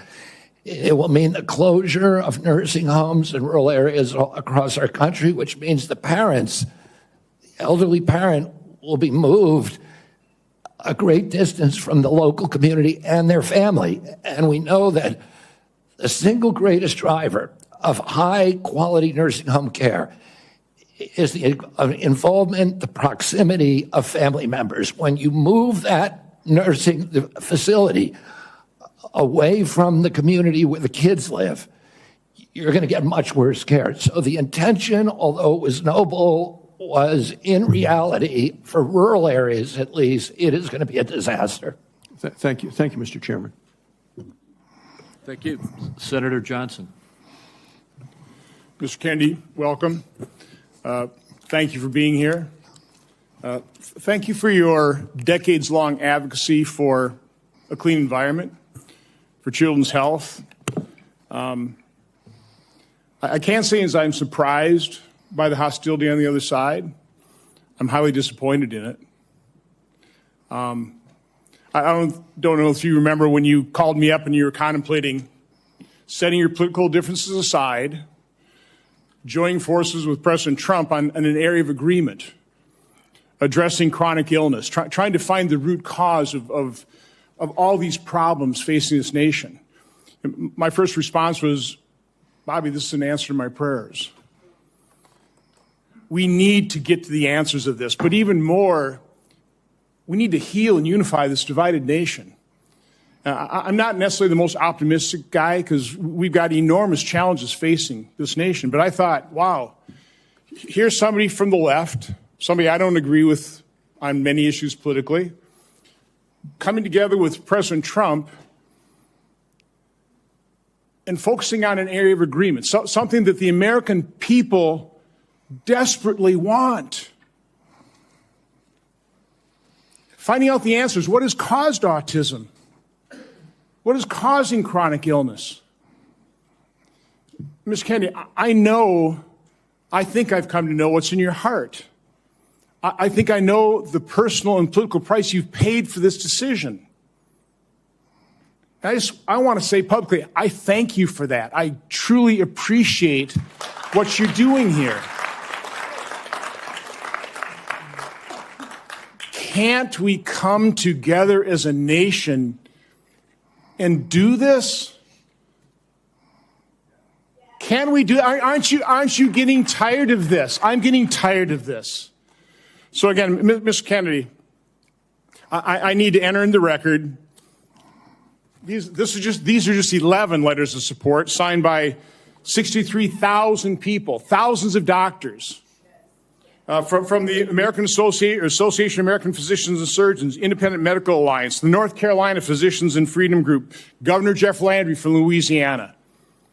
These are Americans, nonpartisan. A lot of these people, I know because I've advocated with you. A lot of them are Democrats. They put their political differences aside. So, Mr. Chairman, I'd like to enter this in the record. Without objection. I also do want to, Mr. Kennedy, as long as I have you here, I've written over 70 oversight letters to the federal health agencies under the Biden administration. I've virtually gotten squat out of them, okay? What I get is we get, for example, 50 pages of Anthony Fauci's emails redacted. Oh, by the way, the latest one was 17 pages. Instead of issuing a health alert on the myocarditis they knew was impacting young men early in 2021, instead of issuing an alert on the Health Alert Network, they developed 17 pages of talking points. This was given to the public under a FOIA request. They had to go to court. They've got a new way of redacting. They don't black things out. They just give you white pages, so you don't even know what they have redacted. So again, I've issued a subpoena now to cover the information I've requested in 70 oversight letters. My question to you is, as Secretary of HHS, will you honor these requests from Congress, and will you make HHS transparent? Yeah, my approach to HHS, as I said before, Senator, is radical transparency. Democrats and Republicans ought to be able to come in and get information that was generated at taxpayer expense, that is owned by the American taxpayer, They shouldn't get redacted documents. Public health agencies should be transparent. And if we want Americans to restore trust in the public health agencies, we need transparency. I want to say something about what you first said. When I launched my campaign, it was about uniting Americans, Democrats and Republicans. There's no issue that should unite us more than this chronic health epidemic. There's no such thing as Republican children or Democratic children. These are our kids. 66% of them are damaged. I know what a healthy kid looks like because I had so many of them in my family. I didn't know anybody with a food allergy growing up, peanut allergy. Why do 5 of my kids have allergies? Why are we seeing these explosions in diabetes, rheumatoid arthritis, neurological diseases, depression, all of these things that are related to toxics in the environment? Why can't we just agree with each other to put differences about so many issues, intractable issues aside, and say, we're going to end this? I don't think anybody is going to be able to do this like I have because of my peculiar experience, because I've litigated against these agencies. When you litigate against them, you get a PhD in corporate capture and how to unravel it. I've written 6 books about these agencies. I know a lot about them and I know how to fix it. And there's nobody who will fix it the way that I do because I'm not scared of vested interests. I don't care. I'm not here because I want a position or a job. I have a very good life and a happy family. This is something I don't need. I want to do this because we're going to fix it. And the other thing is we are attracting now a caliber of people to HHS like never before in history. And they're entrepreneurs, they're disruptors, they're innovators of immense talent that are walking away, many of them from growing concerns. They're not coming there for position. They're coming there because they want to save our country. And they're from across the political spectrum. And all these Democrats are opposed to me for partisan issues. They used to be my friends. Agreed with me on all the environmental issues that I've been working on for my whole career. Now they're against me because anything that President Trump does, any decision he makes, has to be lampooned, derided, discredited, marginalized, vilified. We need to move on. Senator Warren. Thank you, Mr. Chairman. So, Mr. Kennedy, I want to start with something that I think you and I agree on, and that is that Big Pharma has too much power in Washington. You've said that President Trump asked you to, quote, clean up corruption and conflicts. Sounds great. You've said that you will, quote, slam shut the revolving door between government agencies and the companies they regulate. That also sounds great. So here's an easy question. Will you commit that when you leave this job, you will not accept compensation from a drug company, a medical device company, a hospital system, or a health insurer for at least 4 years, including as a lobbyist or a board member? Can you just repeat the last part of the question? Can I commit You're to not what? going to take money from drug companies in any way, shape, or form. Who? Me? Yes, you. Oh. Yeah, I'm happy to commit to that. Okay, good. That's what I figured. I said it's an easy question to start with. And I think you're right on this question. I don't think any of them want to give me money, by the way.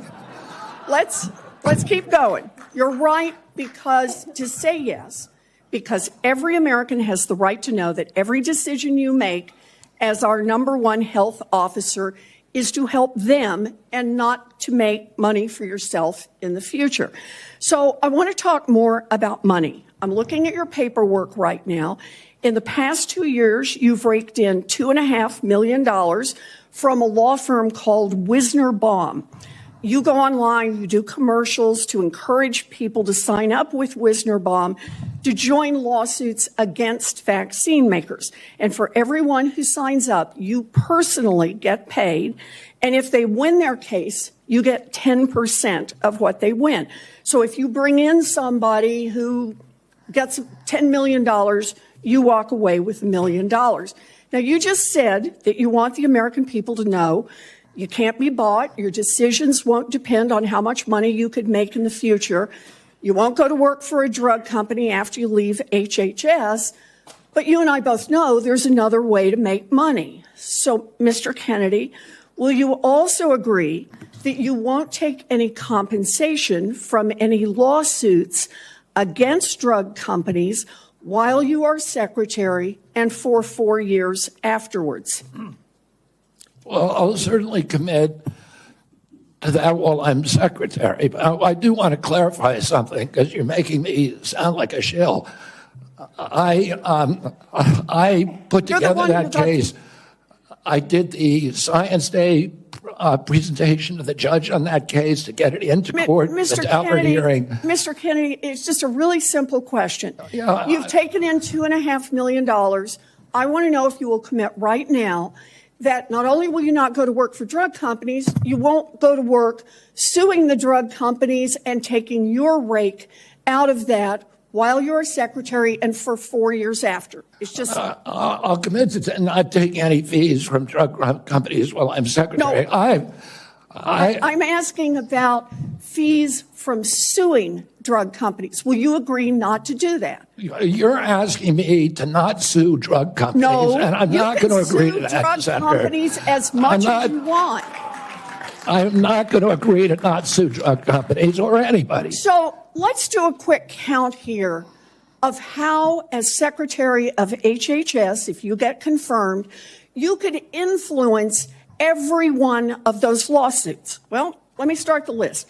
You could publish your anti-vaccine conspiracies, but this time on U.S. government letterhead, something a jury might be impressed by. You could appoint people to the CDC vaccine panel who share your anti-vax views and let them do your dirty work. You could tell the CDC vaccine panel to remove a particular vaccine from the vaccine schedule. You could remove vaccines from special compensation programs, which would open up manufacturers to mass torts. You could make more injuries eligible for compensation even if there is no causal evidence. You could change vaccine court processes to make it easier to bring junk lawsuits. You could turn over FDA data to your friends at the law firm, and they could use it however it benefited them. You could change vaccine labeling. You could change vaccine information rules. You could change which claims are compensated in the vaccine injury compensation program. There's a lot of ways that you can influence those future lawsuits and pending lawsuits while you are Secretary of HHS, and I'm asking you to commit right now that you will not take a financial stake in every one of those lawsuits so that what you do as Secretary will also benefit you financially down the line. I'll comply with all the ethical guidelines. That's not the question. You and I, you have said you're asking me, Senator, you're asking me not to sue vaccine pharmaceutical companies. Yeah, you are. That's exactly what you're doing. Look, no one should be fooled here. As Secretary of HHS, Robert Kennedy will have the power to undercut vaccines and vaccine manufacturing across our country. And for all of his talk about follow the science and his promise that he won't interfere with those of us who want to vaccinate his kids, the bottom line is the same. Kennedy can kill off access to vaccines and make millions of dollars while he does it. Kids might die, but Robert Kennedy can keep cashing in. Senator, I support vaccines. I support the childhood schedule. I will do that. The only thing I want is good science, and that's it. How about then say you won't make money off what you do as Secretary of HHS? Before we go to Senator Tillis, I think it would be important for me to make it very clear that Mr. Kennedy has gone through the same Office of Government Ethics process as every single other nominee in the Finance Committee this year and in previous administrations. In addition to listing his assets, including the items that you've identified, he has signed an ethics letter that has been reviewed by the Office of Government Ethics concerning any possible conflict in light of its functions and the nominee's proposed duties. And we have a letter from the Office of Government Ethics that he hasn't complied completely with all applicable laws and regulations governing conflicts of interest. Mr. Chairman, point of information here. Have we had a single nominee come through who's made $2.5 million off suing one of the entities that it would be regulating and plans to keep getting a take of every lawsuit in the future? Have we had that before? I haven't reviewed the past documentation of every other nominee's financial interests, and so no. But I know that every single time we get a nominee, their financial interests are attacked. That's why we have the Office of Government Ethics. That's why they've reviewed everything that's in his record, and that's why he has even, I think, and I don't know that I want to ask him to get into it, but he has listed his assets and has gone through a discussion of the responsibilities under our ethics laws and is complied with all of those requirements. Senator Tillis. Thank you, Mr. Chairman. Mr. Kennedy, how's your morning going? So far, so good. Good. You came prepared. I'm glad that you did. You, I believe, addressed to my satisfaction a question about Title X and the president's priority with respect to Planned Parenthood. Can you just affirm that you are 100% behind the president's policy on Title X and the implementation? I'm 100% behind it, Senator. Thank you. You know, it's amazing to me that people, well, first off, you need to understand I was in a judiciary hearing this morning. It's very clear to me that some of these nominations are going to be shirts and skins. So no matter what you answer in the affirmative, they're going to ask you one more question so that you won't be able to answer in the affirmative. That's just the way the game gets played when we have nominees like yourself. So I think you're handling yourself well. I got a real quick question for you. Are you a conspiracy theorist? That is a pejorative, Senator, that's applied to me, mainly to keep me from asking difficult questions of powerful interests. I was told that I was a conspiracy theorist. That label was applied to me because I said that the vaccines, the COVID vaccine, didn't prevent transmission and it wouldn't prevent infection, when the government was telling people, Americans, that it would. I was saying that because I was looking at the monkey studies in May of 2020. I was called a conspiracy. Now everybody admits it. I was called a conspiracy theorist because I said red dye caused cancer. And now FDA has acknowledged that and banned it. I was called a conspiracy theorist because I said fluoride lowered IQ. Last week, JAMA published a meta-review of 87 studies saying that there's a direct inverse correlation between IQ loss. All right, so I'm going to assume I could go on for about a week. So is there any one of them that you can say, you got me, that really was a conspiracy theory, or are you in a position to submit for the record? I think it'd just be helpful for every one of these narratives for you to submit that maybe for the record. You said something about SNAP lunch. I was in the State House in North Carolina before I came here, and anytime I'd go visit an elementary school, the first thing I would do is go to the trash cans in the cafeteria. And what we have now are kids that are not eating the food because the dictates of the federal government have made it something that they don't want. But they say, well, it's a healthy alternative. It has processed materials in it, and it's not particularly attractive to them. So they throw it away. Trash cans full of food that these kids didn't eat. So then what do? They go eat snacks, or they go eat or they drink a sugared drink. The SNAP program, everything you've said about the SNAP program, I agree with. I think that we should be very, very strict about that, and it's going to make some people uncomfortable in the food manufacturing segment, produce healthy foods that we can put in the SNAP program. That's the way to address it. But we also need to look at the school health program. I was PTA president 22 years ago at my daughter's high school, and I feel like we've got these kids that need help. We've got to guide them through a process. Many of them are probably on Medicaid, and Medicaid's failing them. Everybody here says Medicaid is sacrosanct.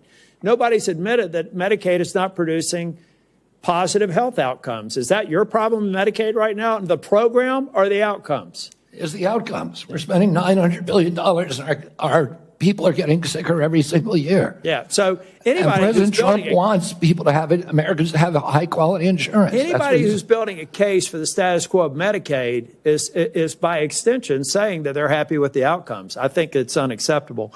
I do have a question for you on Project Warp Speed. We supported the CARES Act. We had 97 people in the U.S. Senate vote for it. Everybody here. There was only one member of Congress that voted against it, I believe. And Project Warp Speed had CDC, FDA, NIH, and BARDA very much in the mix. Now, some people think that you're going to come in here and insert yourself into those agencies in a way that's never been done before. Let's say that they're a part of a future Project Warp Speed. Is it your intent to go in and do something that's never been done before, based on my staff's research, and insert yourself in a discussion that the scientists are dealing with in those different agencies? No, Senator. What I want to do is, I'm not a scientist. I want to empower scientists. I want to make sure that science is unobstructed by vested or economic interests. That's good. Or by bad culture. And I'll just say about Operation Warp Speed, it was an extraordinary accomplishment, demonstration of leadership by President Trump. When he promoted Operation Warp Speed, he was looking at all of the different remedies, including vaccines. Therapeutics, everything. Therapeutic, ivermectin, hydroxychloroquine, famotidine, even chlorine dioxide. And he was not looking at shutting down our country for the year, forcing people to wear masks for a year, forcing all social distancing that did not have any scientific basis, which Dr. Fauci has now acknowledged. He said, we took it out of thin air. But all of those changed during the Biden administration. And it became very narrowly focused. We ended up with the worst, the highest death count of any country in the world. Mr. Chair, if I can just ask one final question, and I think it's a one-word answer. I've heard a lot of people complaining about health care delivery, Medicaid, on the other side of the dais here. Who's been responsible for health care policies over the last 4 years? The Biden administration. I mean, the president, the Biden. Okay. Yeah. So I'd like to have heard more of those in oversight hearings over the last 4 years. I haven't, but I'm glad that there's an acknowledgement that you're inheriting a problem that needs to be fixed. Thank you. Thank you, Senator. Senator Sanders. Thank you, Mr. Chairman. Mr. Kennedy, thanks for being with us. I very much like the slogan that you coined, Make America Healthy Again. And I strongly agree with that effort. Despite spending, as you indicated, 2 or 3 times as much per capita on health care as other nations, we have 85 million people who are uninsured, underinsured. We have all kinds of chronic illnesses. Our life expectancy is lower than other countries. And for working class people in this country, they are living 6, 7 years shorter lives than the top 1%. We got a problem, okay? And I'm going to suggest some ideas that I think can remedy that. Last year, the insurance industry in this country made over $70 billion, while at the same time, 85 million Americans are uninsured or underinsured. Do you agree with me that the United States should join every other major country on earth and guarantee health care to all people as a human right? Yes? No? Senator, I can't give you a yes or no answer to that question. Health care a human right? Is health care a human right?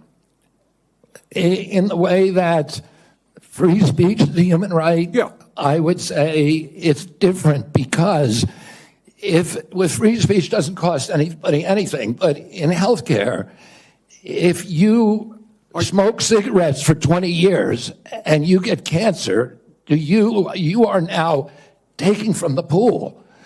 Well, and so are you guaranteed the same right, or is there also a duty? I'm sorry. I'd love to talk for an hour with you. We got a few minutes left here. All right. Every other country on earth says health care, whether you're poor or rich, young or old, is a human right. I'm not hearing you say that. All right. You've talked about the drug companies, and maybe we agree on this one. As you all know, despite the drug companies making over $100 billion in profits, paying CEOs outrageous compensation packages, we, in some cases, pay 10 times more for the same drug. will you support legislation that I will introduce which says that in America we should not be paying a nickel more for prescription drugs than people around the rest of the world? Yes, no? To equalize it? Not to equalize it, that we should not be paying more than other countries for the same damn drug. President Trump has asked me, in fact, I had a meeting with President Trump a week ago where we showed him the charts. He knows the charts. We're paying 10 times more from Europe. That's right. And are you going to commit to us that you will end that absurdity? I think in principle we can. We should end that disparity. Good. Okay. That's great. All right.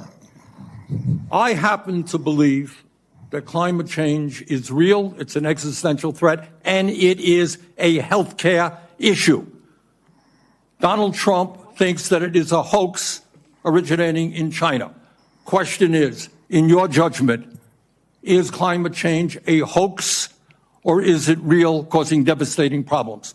President Trump and I, from the beginning, from our first meeting, agreed to disagree on that issue. I believe climate change is existential. My job is to make Americans healthy again. All right, you believe that you disagree with Trump. You don't think climate change is a hoax, is what I'm hearing. My job here is to make just Americans asking you that, healthy. Mr. Kennedy, not a trick question. I answered your question, Senator Sanders. Okay, you disagree with the president on that.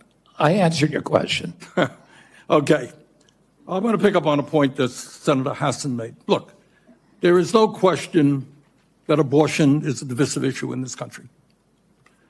I would say a majority of the people are pro-choice. There's a strong minority who are pro-life.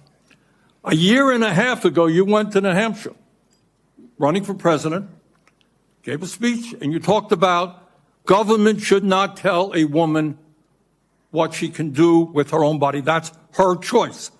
Now, I think everybody on that side is pro-life. I think everybody here is pro-choice.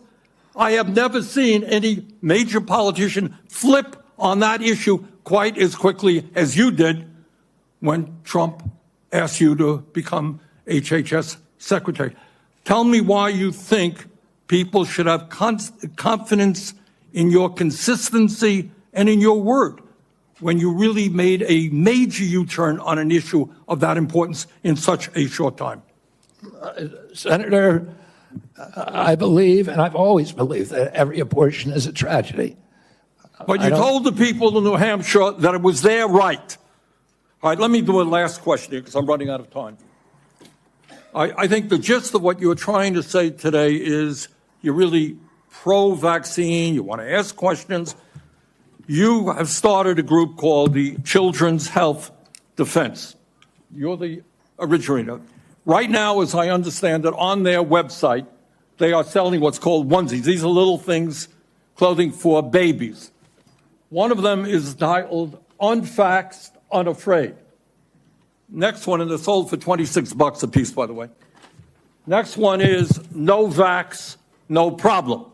Now, you're coming before this committee and you say you're pro-vaccine. Just want to ask some questions. And yet your organization is making money selling a child's product to parents for $26, which casts fundamental doubt on the usefulness of vaccines. Can you tell us now that you will, now that you are pro-vaccine, that you're going to have your organization take these products off the market? Senator, I have no power over that organization. I'm not part of it. I resigned from the board. Yeah, that was just a few months ago.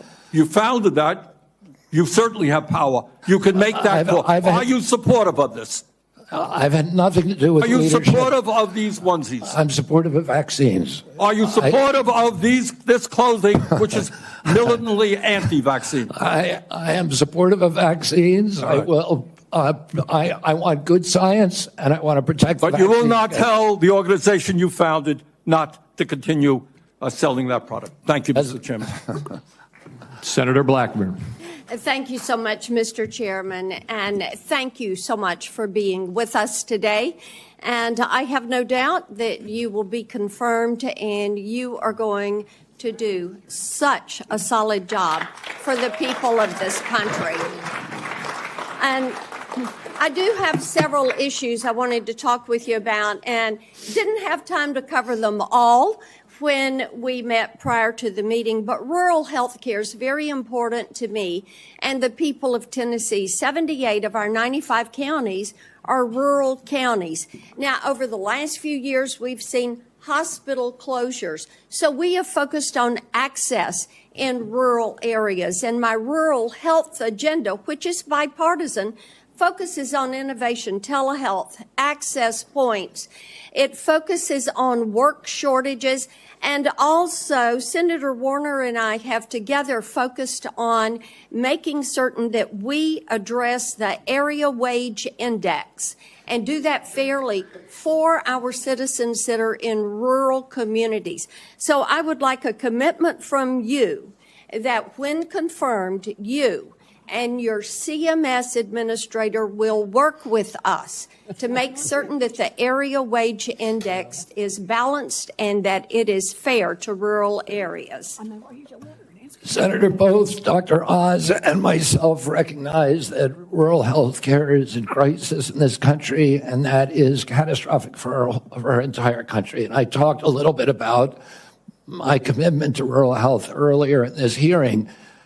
The regional price points, as you know, are set by Congress and not by HHS. I will CMS. Certainly, and I know Dr. Oz will certainly work with you to make them sensible. We look forward to that. Also, you and I, before you came forward as the secretary, the nominee, we had talked in years past about over-medicating youth and concerns over that. And I was looking at a report from TennCare, which is our Medicaid program in Tennessee.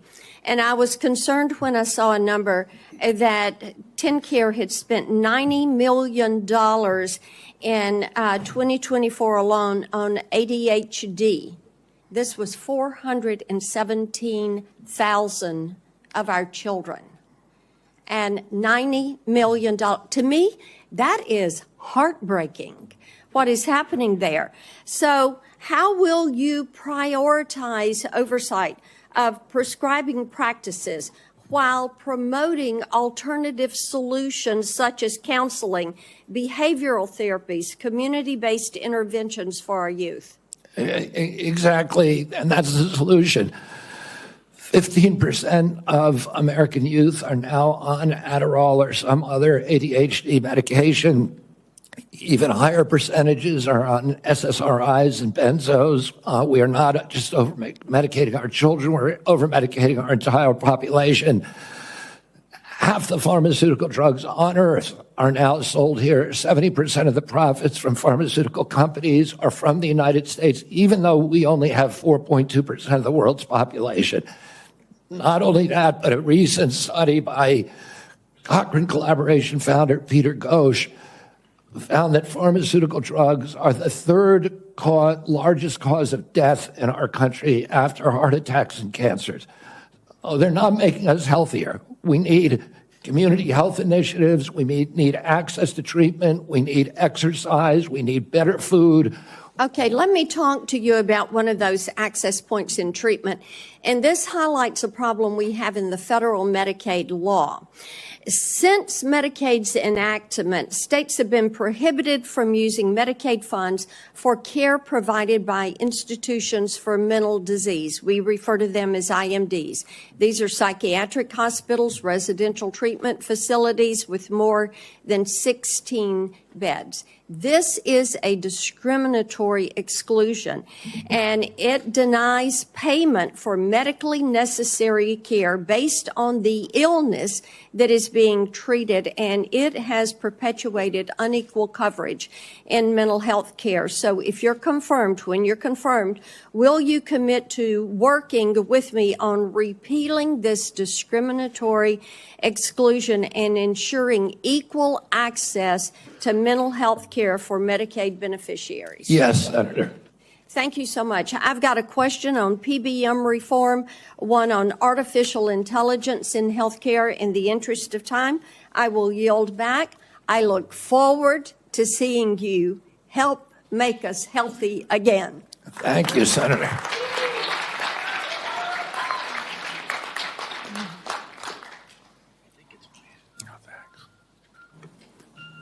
Senator Lujan. What? No. You're next. I'm next. Excuse me,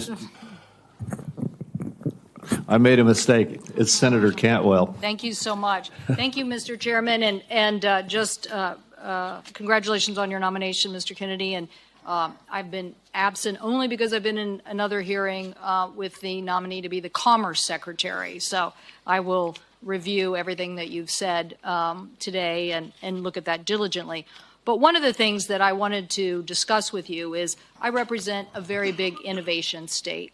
And innovation in healthcare specifically. Innovation like NIH funding to the Fred Hutch Cancer Center that helped develop the HPV vaccine, which has the potential to eliminate over 95% of cervical cancer. NIH also funds a lot of jobs and grants, nearly 11,000 people in the state of Washington and over $1.2 billion worth of grants. So while I agree with you on healthy foods, I definitely am troubled by the medical research side of innovation and some of the things that you have said. In fact, this issue about laying off 600 employees at NIH, or giving the fact that, to quote, give infectious disease a break for 8 years. So we've had a chance to talk about this a little bit, but the most striking example of this is when COVID hit. And we were the first in the nation. We had the first case, and it really was the fast response by the University of Washington that really helped save lives. So I just want to know that, are you aware of how harmful these issues could be for public health? That public health in and of itself could be affected by these kind of anti-science views? Senator, I have always been a science person, a pro-science person. I believe in evidence-based medicine and gold standard science.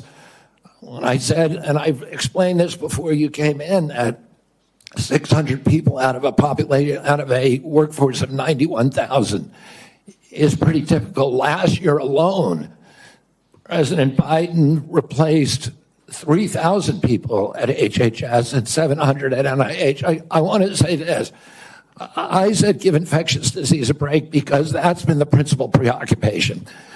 Infectious disease, chronic disease is 92%, accounts for 92% of deaths in this country, and almost nothing is studied at NIH about the etiology of our chronic disease epidemic.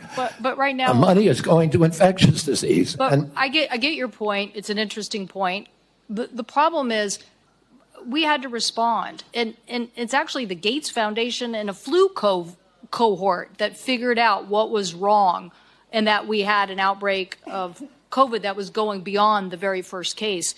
And so we had to build a very fast response. So I take this too. The University of Washington has conducted groundbreaking stem cell research on fetal tissue. To me, I know there's probably a lot of people that may not agree with this, but we're making regenerative heart tissue now at the University of Washington. So yes or no, do you commit to protecting stem cell research for scientific agencies if confirmed? I will protect stem cell research. Stem cell research today can be done on umbilical cords, and you don't need fetal tissue. You'll protect the laws that are on the books today and the research that's done. My job is, Senator, to enforce the laws. Okay, so I want to move to PBMs because PBMs are driving up drug prices. And one of the biggest things that we need to do here, I think, in a new administration is get a handle on everything that is driving up prices and lower them. The report found that PBMs generated $1.4 billion from spread pricing. That is where they are able to basically set the price, not reimburse pharmacies, and then pocket the rest. We've had bipartisan legislation in several different committees now to get at this. What do you think the solution is? I think one of the really notable achievements of this panel was the PBM legislation that they put together in a bipartisan way. I haven't met a single senator, well, actually one only, but of the 60-odd senators that I talked to, all of them talked about PBMs and how important it was. And President Trump during his first administration, pushed through a law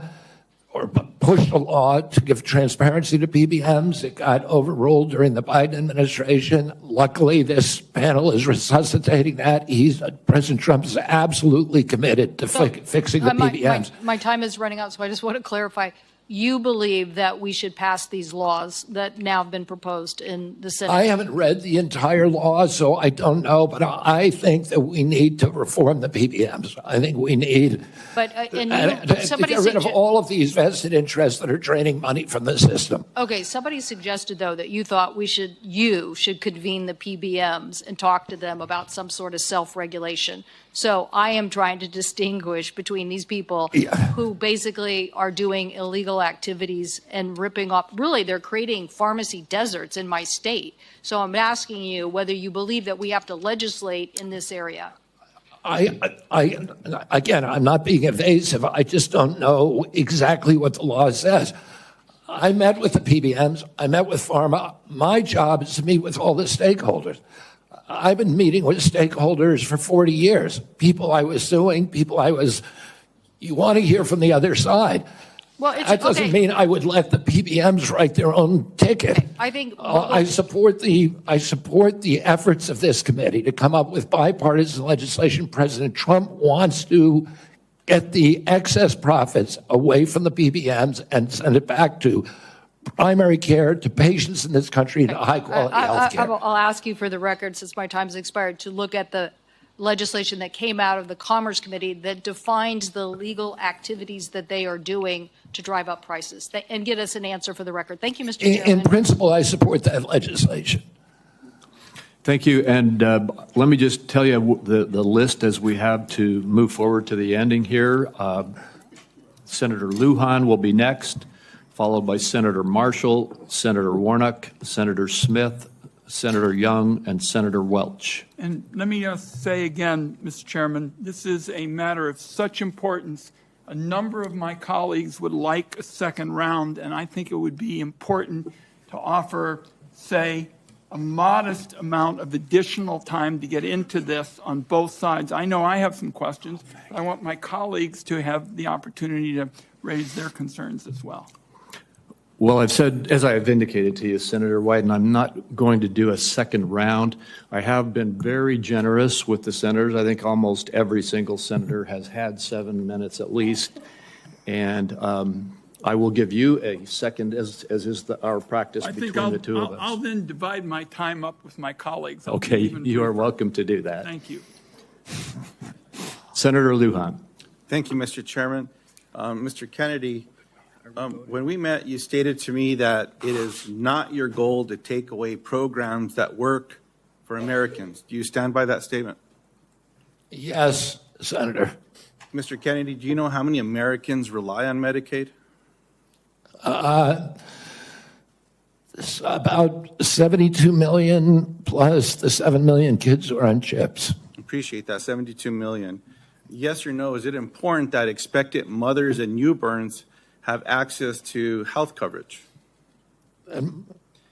Is it important that expectant mothers and newborns have access to health coverage? Absolutely, Senator.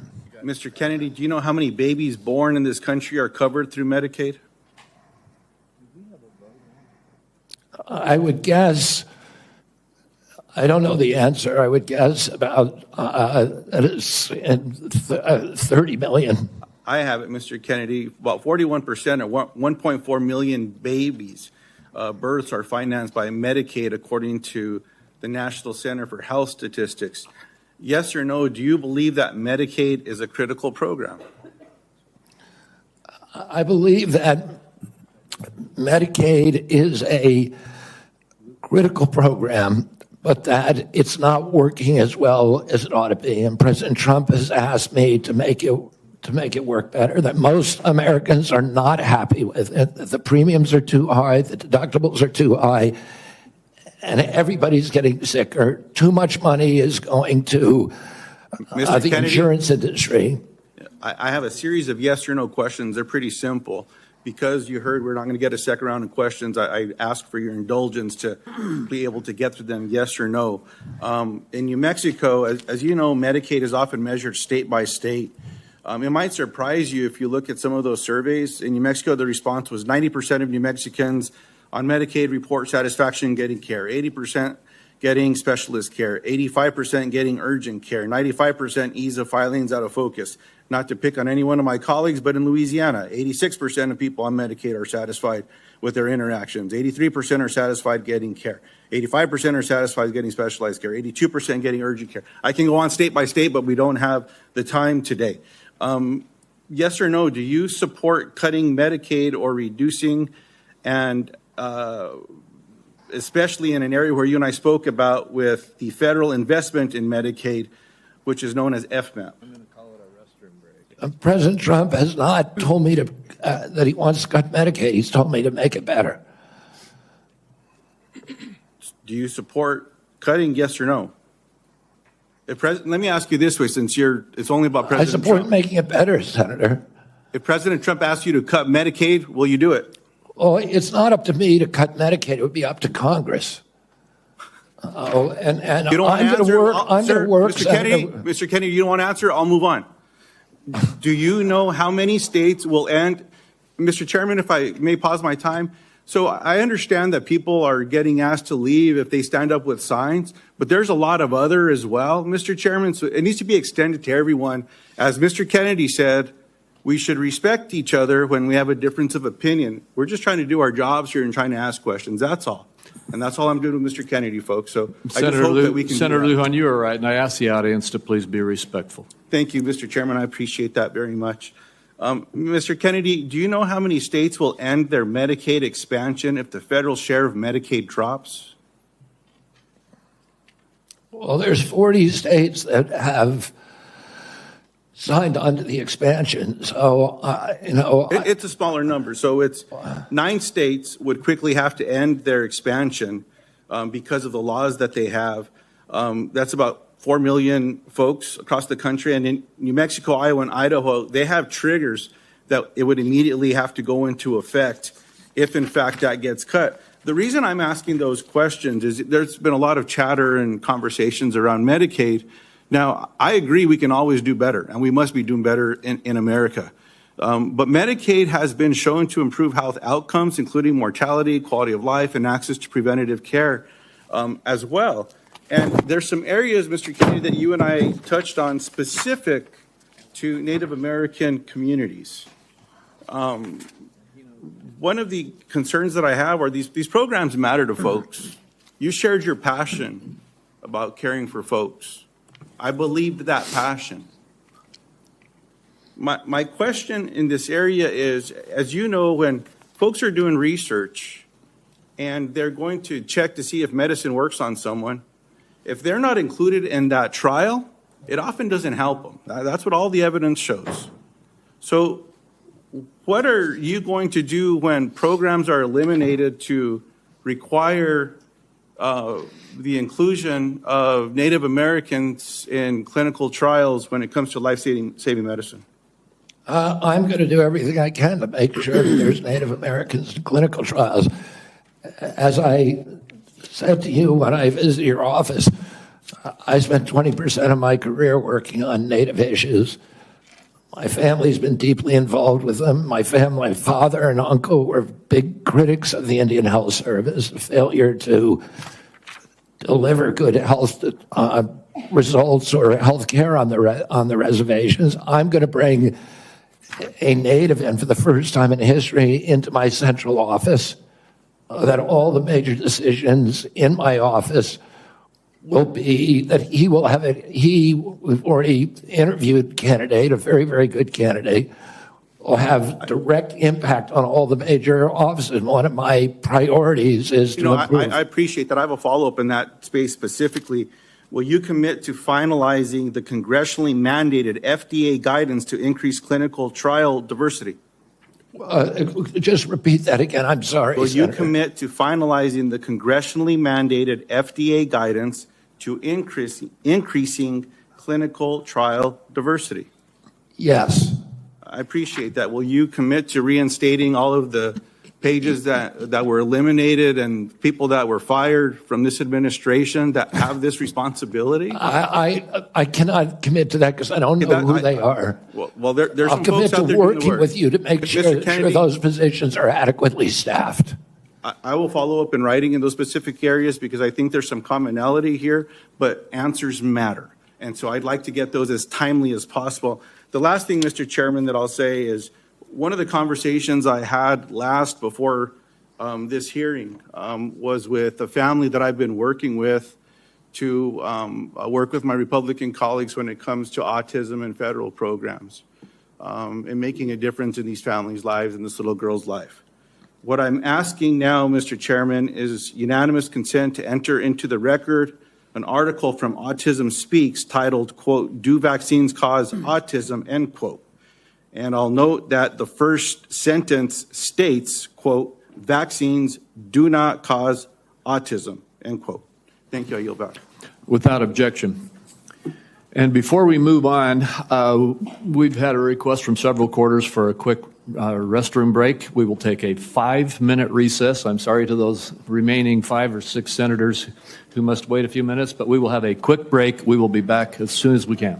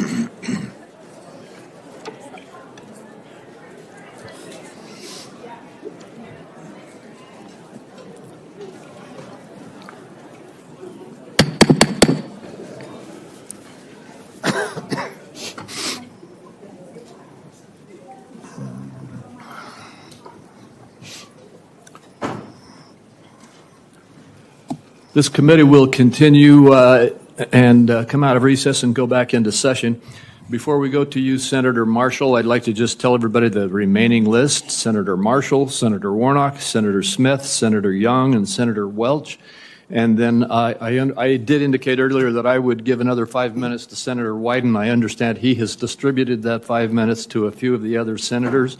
So we will have a few more quick questions, and then we will proceed. And I would like to thank the audience again. I know we had a couple of outbursts earlier, but I want to thank the audience for being respectful and encourage the audience to continue to be respectful as we conclude the hearing.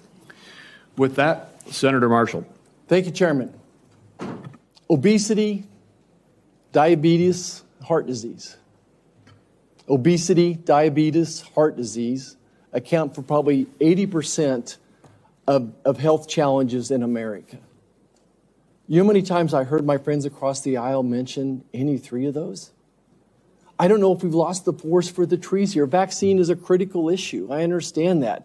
I don't see how Mr. Kennedy's position could be any more clear that he's going to support the vaccines, he's going to support the science and empowerment to parents and their doctors to make these choices. 60% of Americans have a chronic disease, that there's an epidemic of chronic diseases across the country. And this Make America Healthy Again movement is palpable to me. It started on the campaign trail in 2020 when moms I'd never met, that never involved in the political process, came up to me and said, look, I want to make these choices about my children with my doctor, not the federal government. That it's a very real thing. Moms, dads, grandparents across the country grab me and say, look, why do 20% of our children now, why are they on a prescription drug? So, Mr. Kennedy, what is your prescription to help make America healthy again? What's your vision? What does that look like to you? Thank you, Senator Marshall. We're having epidemics of all these chronic illnesses, autoimmune diseases, neurological diseases, allergic diseases, obesity. When my uncle was president, 3% of Americans were obese. Today, 74% of Americans are obese or overweight. No other country has anything like this. In Japan, the obesity rate is still 3%. And epidemics are not caused by genes. Genes may provide the vulnerability, but you need an environmental toxin.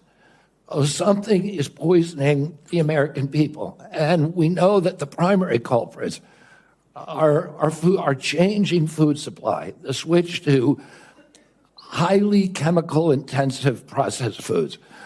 We have 10,000 ingredients in our country, in our foods. The Europeans have only 400. If you buy McDonald's French fries in our country, there's 11 ingredients, my understanding. In Europe, there's only 3. If you buy Fruit Loops in our country, they're loaded with food dyes, with yellow dye, red dye, blue dye, and many other ingredients. The same company makes the same product with different ingredients for Canada and Europe. And at age, we don't have good science on all these things.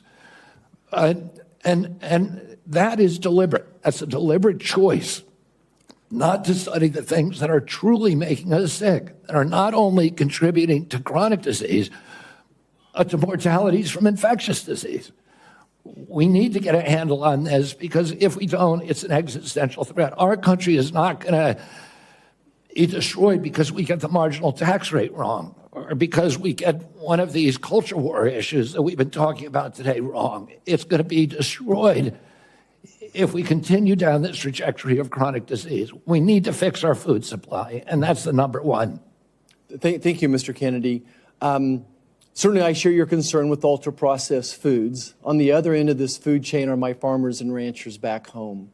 Would you just take a second and share your compassion, how you feel about farmers and ranchers, that they respond to the market. They don't dictate the market. They grow what the market is wanting them to grow. And Senator Hawley told me the other day that his brother-in-laws are all farmers. And he said 4 out of every 5 of his brother-in-laws has Parkinson's disease. And that kind of cluster we're seeing across farm country of cancers, autoimmune diseases, obesity, et cetera. Oh, and we can now not export American food to Europe because the Europeans won't take our food. That's not good for farmers. We're also destroying our soil because some of the chemicals that farmers use destroy the microbiome. And that causes the erosion of the soil. You can't get water infiltration. Water pools up and it washes the soil off. Agronomists now estimate that we only have, if we continue doing these processes, only 60 harvests left before our soil is gone. Farmers are using seeds and chemicals that are, over the long term, are costing them and us. And what we need to do is we need to support the farmers. We need the farmers as partners if we're going to make them work. And I don't want a single farmer to go out of business under our watch. I don't regulate farms. If I'm privileged to be confirmed, I'm not regulating farms. That's under USDA. But I want to partner with all of my decisions with USDA and with the farm community to make sure that we don't lose more farmers in this country, but that we also transition.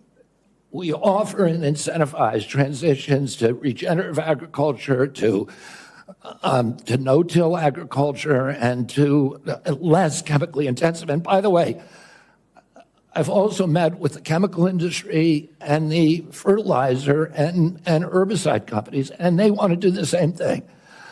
Oh, and I think we're on the trajectory to do that, and we need to incentivize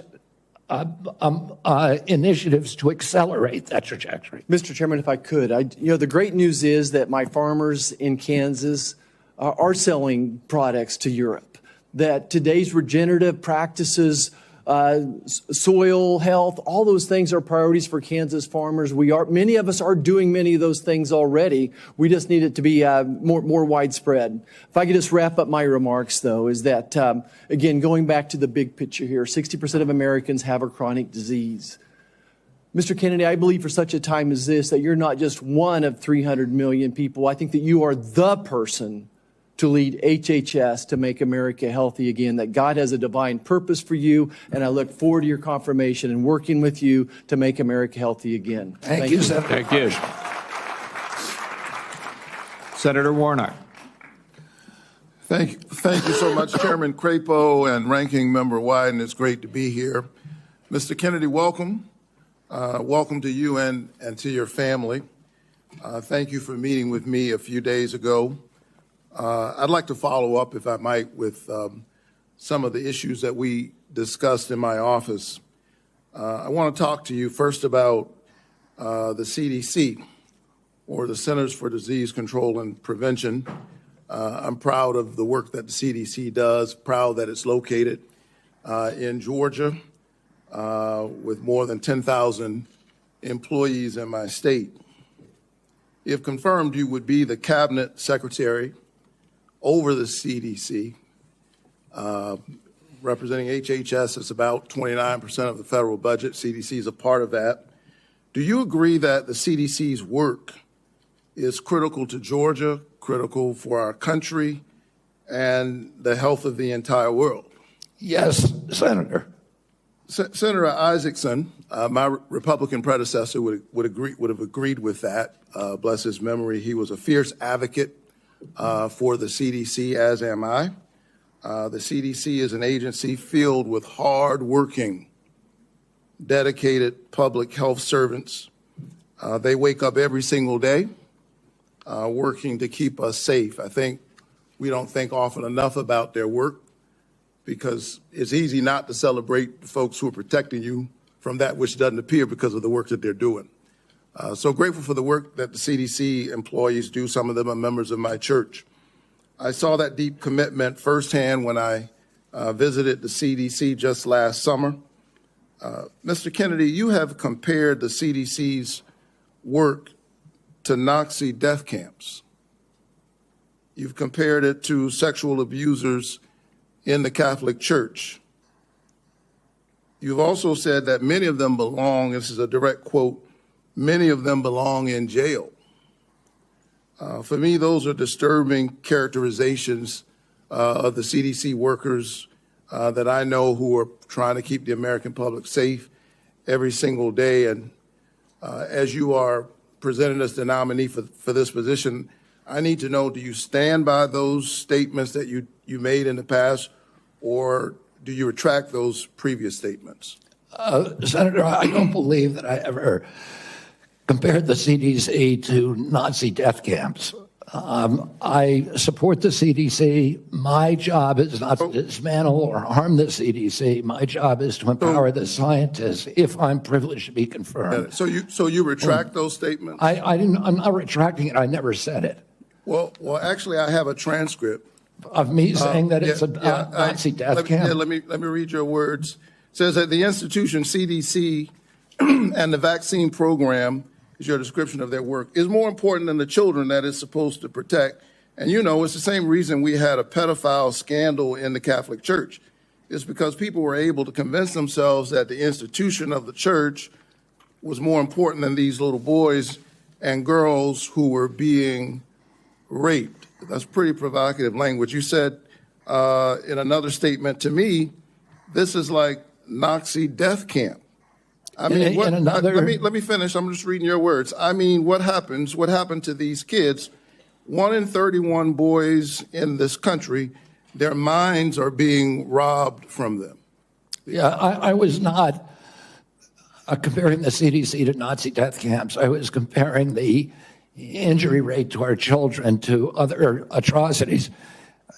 And I wouldn't compare, of course, the CDC to Nazi death camps to the extent that any statement that I made has been interpreted that way. Yeah, I don't agree with that.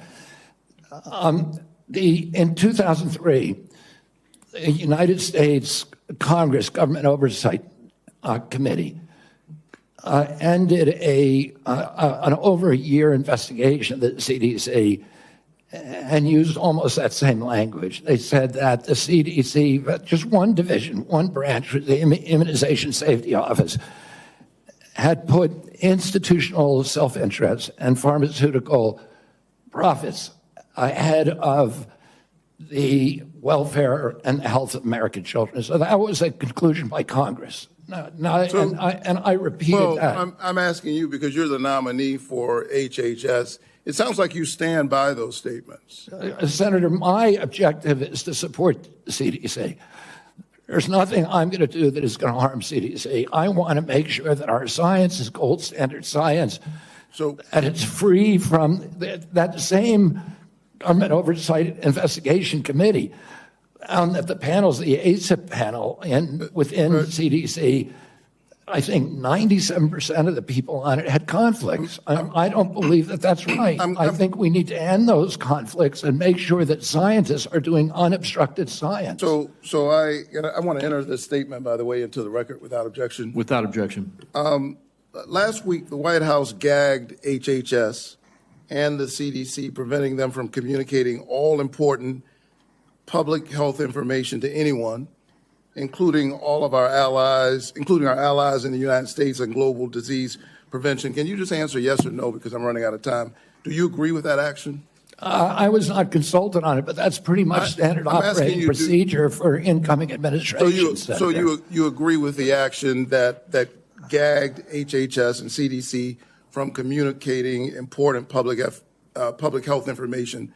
That directive made sure that no public health, that only non-essential travel and mass communications were temporarily suspended pending the confirmation of a new HHS secretary. This is standard operating procedure for every administration. I get it. I don't think what we've seen over the last several days is standard operation for new administrations. I think we're seeing some unprecedented actions, but you agree with it. Last night, members of the CDC, along with other federal employees, were actually invited to resign, these buyouts. And I got text messages and folks I know who work from the CDC, for the CDC, that do this important work, who got that note. And it's really important because my experience is that when you send out that kind of note, the folks who resign are the folks who you least likely want to see resign. They got other options. They're gifted folks. They got a lot of expertise. They have options. A lot of them are doing this work because of their patriotism, because of their commitment. Do you agree with the buyouts that were presented to CDC employees just last night? I agree. At the vast majority of the scientists and experts at CDC are patriots and good government servants. Can you tell me yes or no? I don't think anybody's going to resign who's committed to making America healthy again. Can you just answer yes? Okay, you agree with the buyouts. In our meeting, I asked you to confirm your support for the Affordable Care Act. You also mentioned that you and President Trump want to fix the ACA by making premiums more affordable. Can you answer me yes or no, as I don't have a lot of time?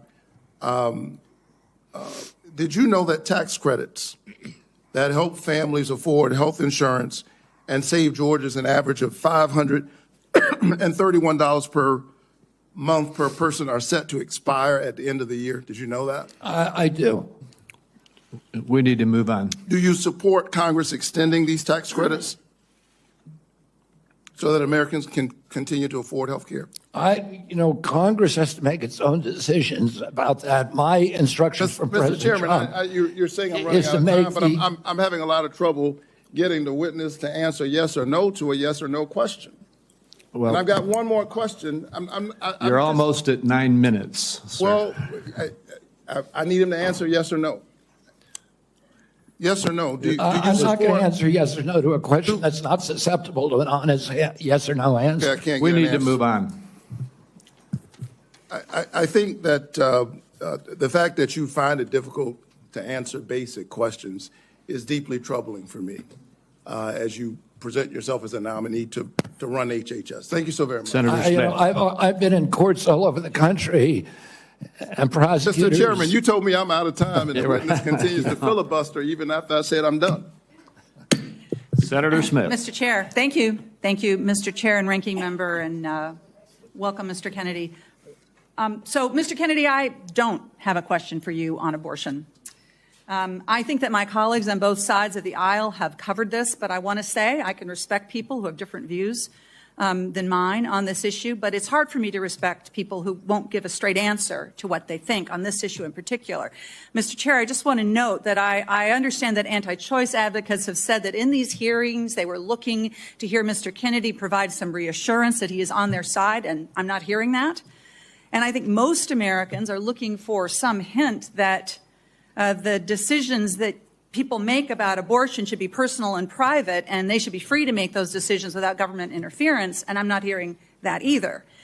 To make it worse, the answers that you have given tell me that the Trump administration is more than willing to restrict or even ban medication abortion without a single act of Congress, and even in states where abortion is legal. And what is clear to me is that you and President Trump are dangerous to women's access to mifepristone. So having said that, I want to move to a different topic. Mr. Kennedy, I appreciate Senator Cornyn's questions about mental and behavioral health, something that I care a lot about. I know that you and your family have had personal experience with mental health challenges, as have I. And I agree that the mental health crisis in this country is a crisis.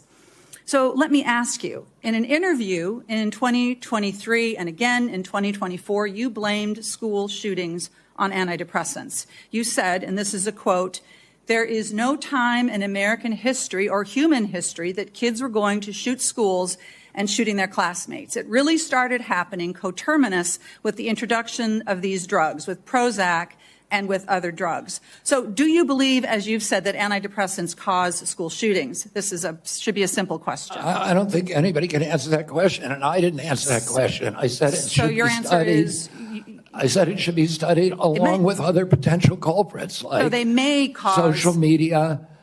But I don't know. I would never make, because there's no science on that. Well, Senator. there is, Senator. There is, Mr. Kennedy. Thank you for the promotion. The science shows that there is no link between school shootings and antidepressants. And in fact, most school shooters were not even treated with antidepressants. And of those that were, there was no evidence of association. You know, I don't think you can say that, Senator, because of HIPAA rules, nobody knows. Well, that is, Mr. Kennedy, do you think that people who take antidepressants are dangerous?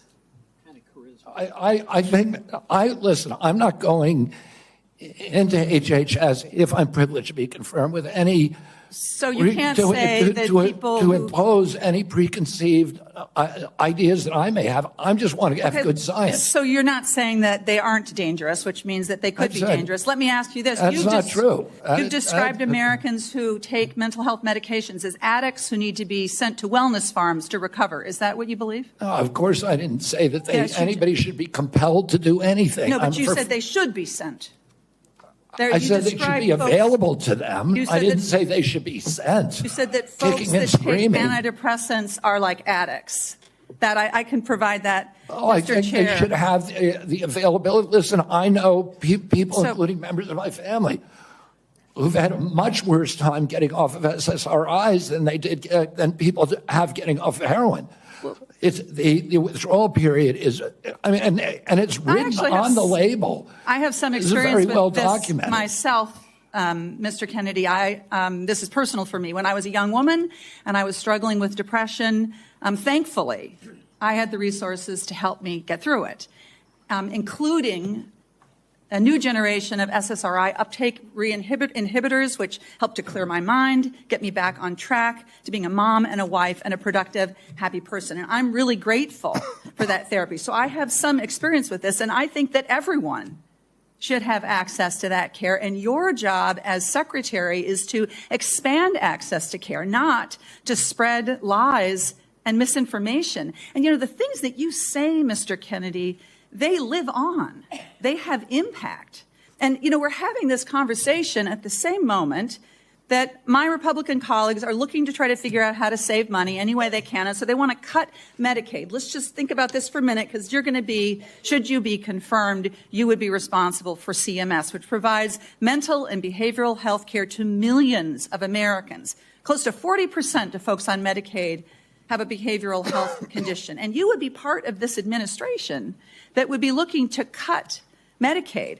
So, Mr. Kennedy, these statements that you've made linking antidepressants to school shootings, they reinforce the stigma that people who experience mental health every day face every single day. And I'm very concerned that this is another example of your record of sharing false and misleading information that actually really hurts people.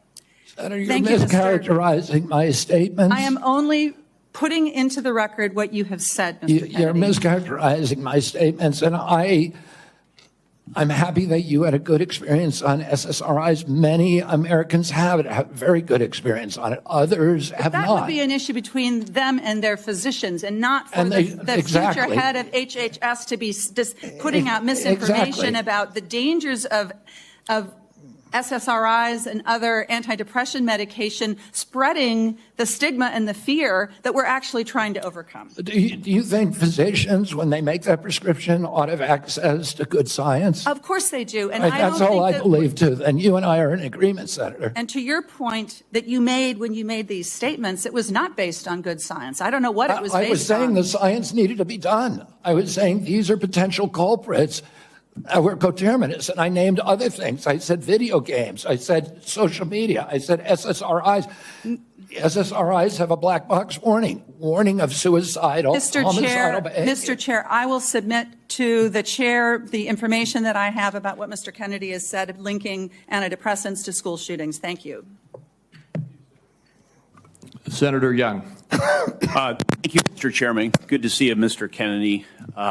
to follow up on that spirited exchange, in talking with you and reading about your vision for the department, you said one of your goals is to return public health agencies to the gold standard of scientific review. You've alluded to the gold standard a number of times today. So I'm going to give you an opportunity, uninterrupted, but hopefully not too extensive, to tell me and others what you mean by this gold standard.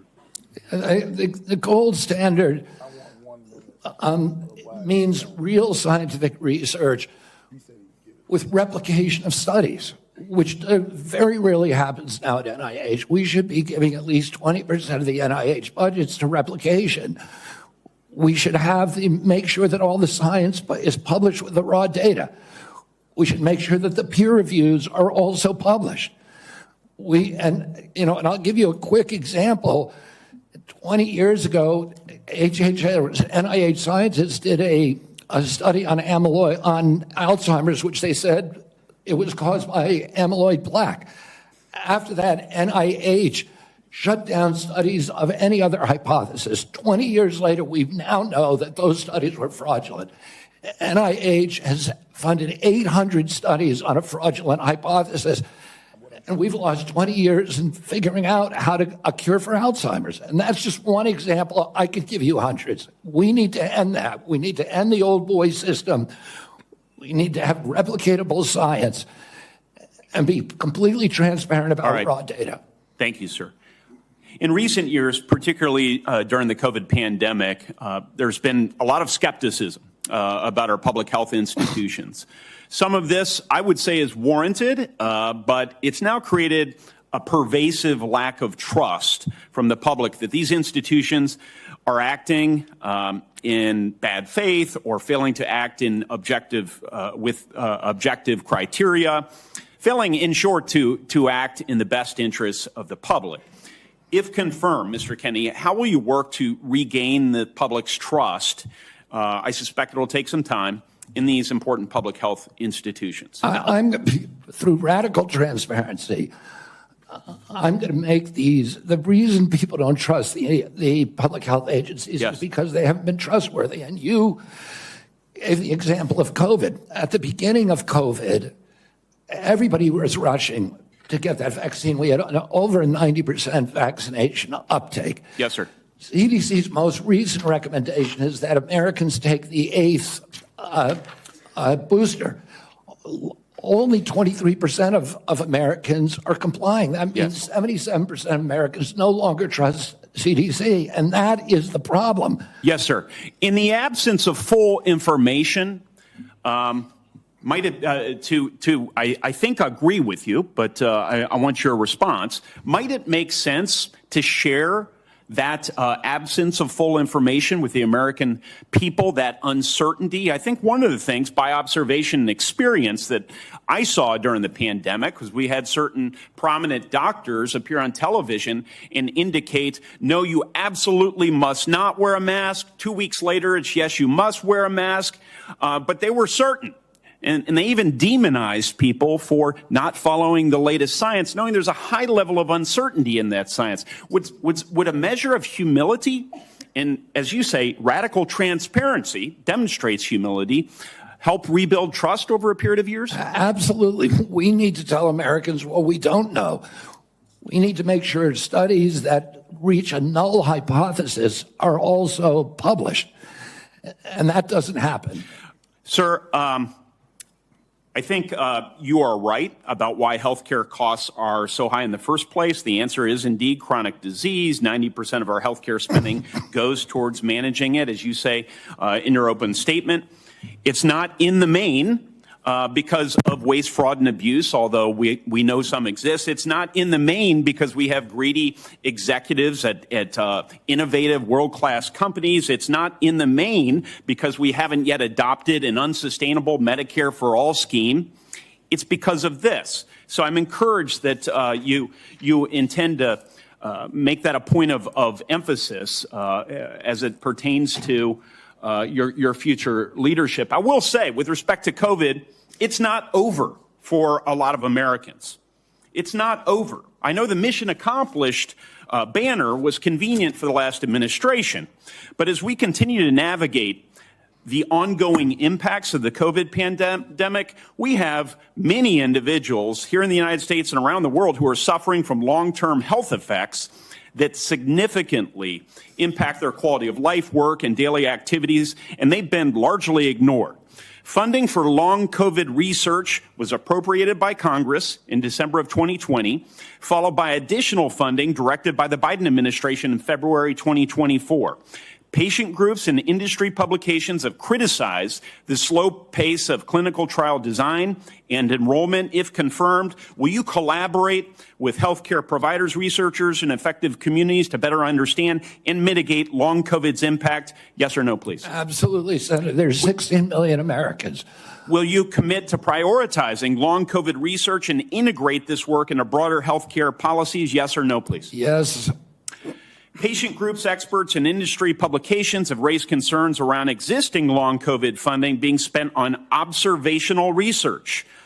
In particular, criticism was directed towards recover funding being used to duplicate existing findings instead of funding trials for potential treatments or diagnostics.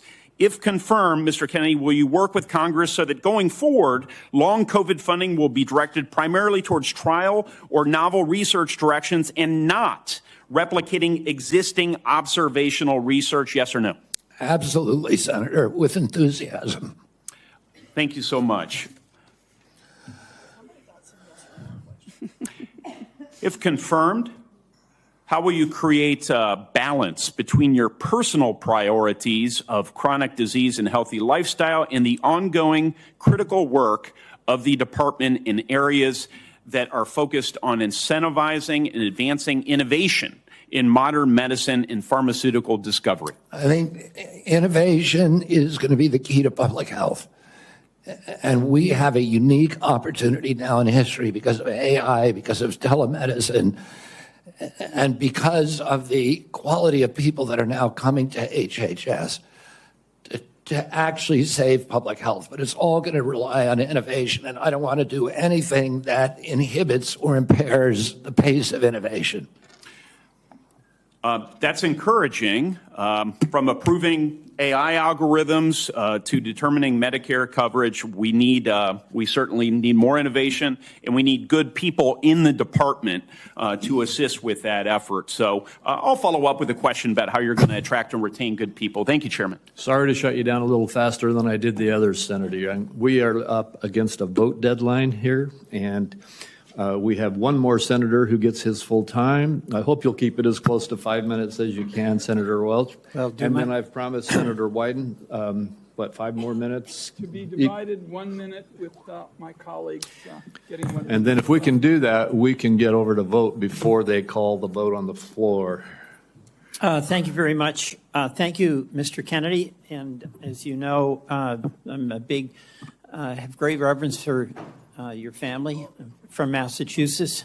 When I got out of college, I was in the first class of Robert Kennedy Fellows, the memorial created by your family to honor the service of your father. I do community organizing in the west side of Chicago. And I certainly admire your energy in your effort here and desire to serve. You know, there's a couple of things that are really important here. This is not just about a debate on vaccines. It's a debate about the qualifications, experience, and priorities as to the person that will head Health and Human Services. And it's not just about what your answers are today or what the questions are. It obviously has a lot to do with your whole record and your whole history. You know, your sister in her letter, or pardon me, your cousin in her letter said, you've always been charismatic, able to attract others through the strength of your personality, willingness to take risk and break rules. That's, I guess, an attribute, but it can be a danger. The question I fundamentally have is whether your willingness to disrupt and maybe break rules is going to be dangerous and destructive. The character questions we didn't go into here, but there's some sketchy things. You've acknowledged your history with heroin. You've gotten over that, but there's incidents that do, I think, concern the question of whether the stability is there to be in charge of this major organization. And that's compounded by my concern that you don't have any experience managing a large organization, that you don't have any experience in government. So those are things that have to be taken into account. But the issue for me is also priorities. A lot of your engagement in health has been on vaccines, big important issue. You actually disagreed, as I understand it, with President Trump about Operation Warp Speed. I think President Trump deserves a lot of credit for Operation Warp Speed. He knew we had to get a vaccine. And these other issues about a mask and whether you should wear it, whether when you got your groceries, the bag had to be left outside, remember that in the very beginning? Those are incidental to the core question that the president believed we had to have a vaccine. And you contested that. That worries me. That really deeply worries me. The other questions, Senator Cassidy asked you some questions about our healthcare system. I happen to believe that our healthcare system is profoundly broken. And it's not just about the chronic illnesses. That's about our diet. That's about our exercise. But we are getting premium increases in Vermont of 20% a year, 25% a year. And it's busting the bank for taxpayers. It's busting the bank for our wonderful Vermont employers who care about having health insurance that they can provide to their employees. Senator Cassidy asked you a couple of questions about how you would reform Medicaid, and I didn't hear an answer. You mentioned that you thought Medicare Advantage was good. You have a good plan. No focus on what an incredible ripoff was reported in the Wall Street Journal by United Healthcare, which was marketing Medicare Advantage and then paying doctors and nurses where they had assignments essentially to diagnose illnesses that didn't exist. So they made billions and billions of dollars. And I've seen nothing coming out of the Trump administration, and I've seen nothing coming out of your advocacy that is going after what is a rampant abuse by the insurance companies and overcharging people and not doing the job. And by the way, the United Healthcare people, when they did that, they overdiagnosed. When the person really got sick, they dumped them. They dumped them. Go to the nursing home on your own. That's a broken healthcare system. We spend the most and get the least. And I think there should be collective anger about this on both sides because all of our people are dependent on that healthcare system. And you're going to be working for a president who's on a lawless rampage right now, okay? He has done something reckless with the pardons to these cop beaters. I'm appalled by that. But that's just reckless. That's not illegal. He's impounded money. So right now, the Medicaid website went down. He's impounded money. So the community health centers that Senator Warner was talking about are up in the air as to what they can do. Do you believe that a president can impound money that has been appropriated by Congress? Senator, let me answer the question about Medicare first. I have never defended that program or the rapacious behavior by insurance companies or the PBMs. I understand that's a huge problem. And all right, I don't have time. We've got to get over to vote. So we can do this. But you've asked me 5 questions. You got to give me a chance to answer one of them. Please be brief. Yeah, I brought in, if I get confirmed, I've already appointed a general counsel. The first time in history, he's a former prosecutor who prosecuted the biggest Medicare fraud in the case in the state of West Virginia. I brought in a prosecutor for that job instead of a bureaucrat, precisely to address the important issues that you raised here. The only reason I didn't talk about these before is because I wasn't asked about them. What about, I agree with you 100%. Right. What about impounding, a president impounding money that, among other things, goes to health care? And you're saying that that's illegal? That's correct. Well, my job is to uphold the Constitution. I'm going to take an oath to uphold the Constitution, and I will administer the law and uphold the Constitution.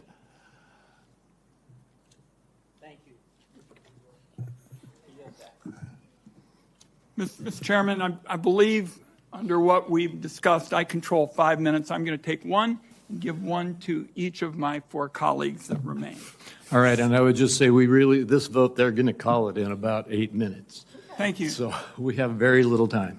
2 hours ago, colleagues, I asked Mr. Kennedy to reconcile his many anti-vaccine statements with his handful of pro-vaccine statements. Instead, he gave us a word salad and ducked the issue. The same was true, Mr. Kennedy, with respect to measles, where you wrote a book playing down the threat of measles, even though American families are very concerned about it, and apparently families are still mourning in Samoa. And my last point would be that Mr. Kennedy said today really wasn't about him.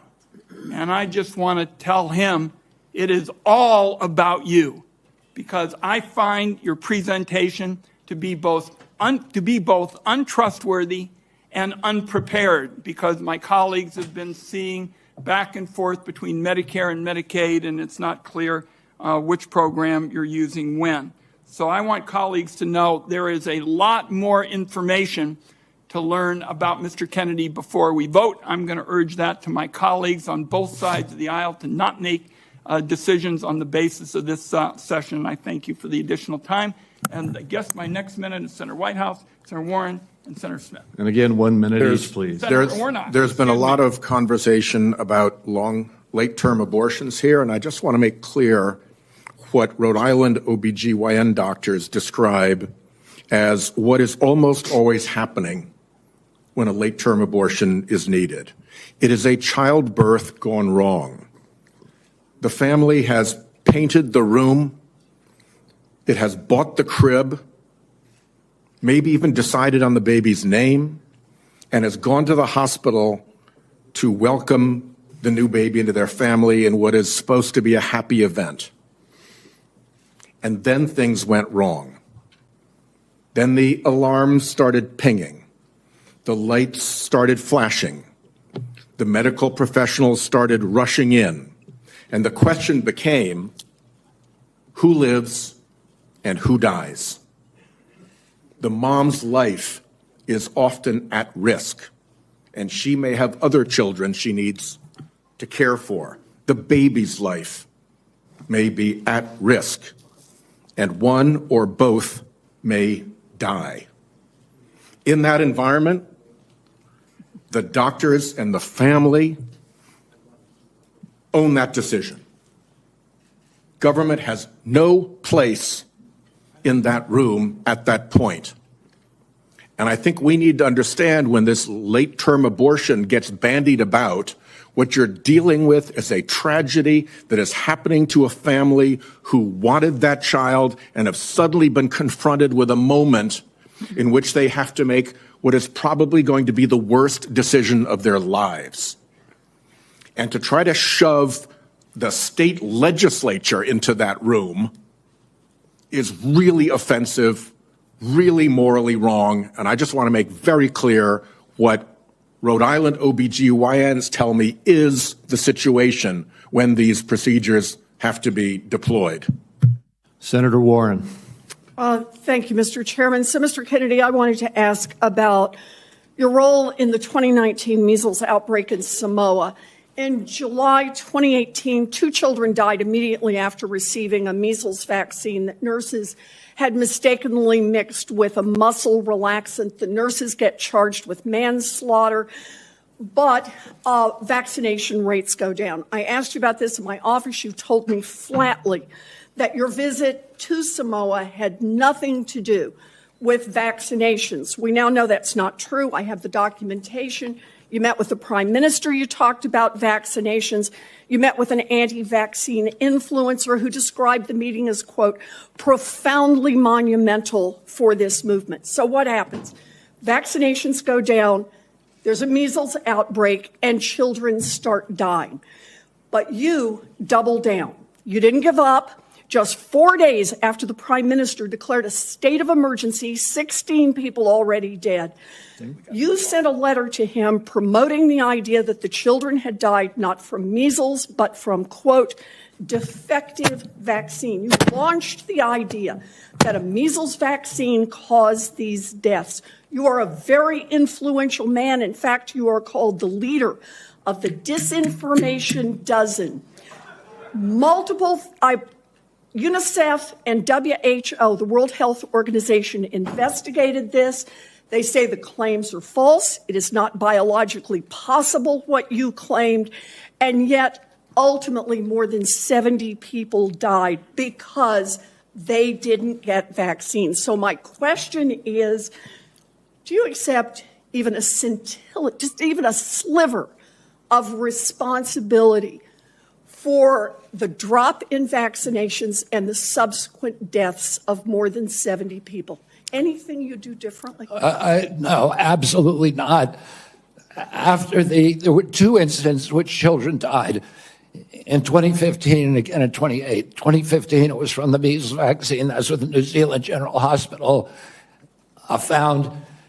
The government of Samoa banned the measles vaccine after the 2018. I arrived in July of the next year after the ban had been in place for a year. Mr. Chairman, and the measles. Understanding that you wanted to hold us to a minute and that I don't get to present all the facts and documentation I've got, how about if we just decide to make entries for the record on exactly what the record shows about Mr. Kennedy's participation? And I think he's answered the yes or no question. He takes no responsibility. Senator Warren, we will do that. And Mr. Kennedy, and to all the senators, every senator knows that following this hearing, they will be able to ask you questions off the record, and you will be able to put answers back onto the record. So please give that answer. I apologize that we're shutting you off for giving a full response right now. Senator Smith, and we are way over time. Thank you, Mr. Chair. So, Mr. Kennedy, you have said that you want to give infectious diseases a break for about 8 years. You spoke about this with Senator Cantwell. My question to you has to do with avian flu. Over 100 million birds called. The disease has spread to dairy cows, and there are now 67 confirmed human cases and 1 death. So, Mr. Kennedy, do you intend to give research on bird flu a break? No, I intend to devote the appropriate resources to preventing pandemics. That's a central part of my job. What do you think is causing the avian influenza? I think the H5N1 virus is. So that's good to hear, because in a recent book, I will submit this for the record because we don't have that much time, Mr. Kennedy has questioned the scientific basis for germs causing disease and the power of vaccines and antibiotics. I've never questioned that, Senator. Well, I will submit that for the record. Thank you. Senator Warnock, 1 minute. I like the way you said that to the Baptist preacher.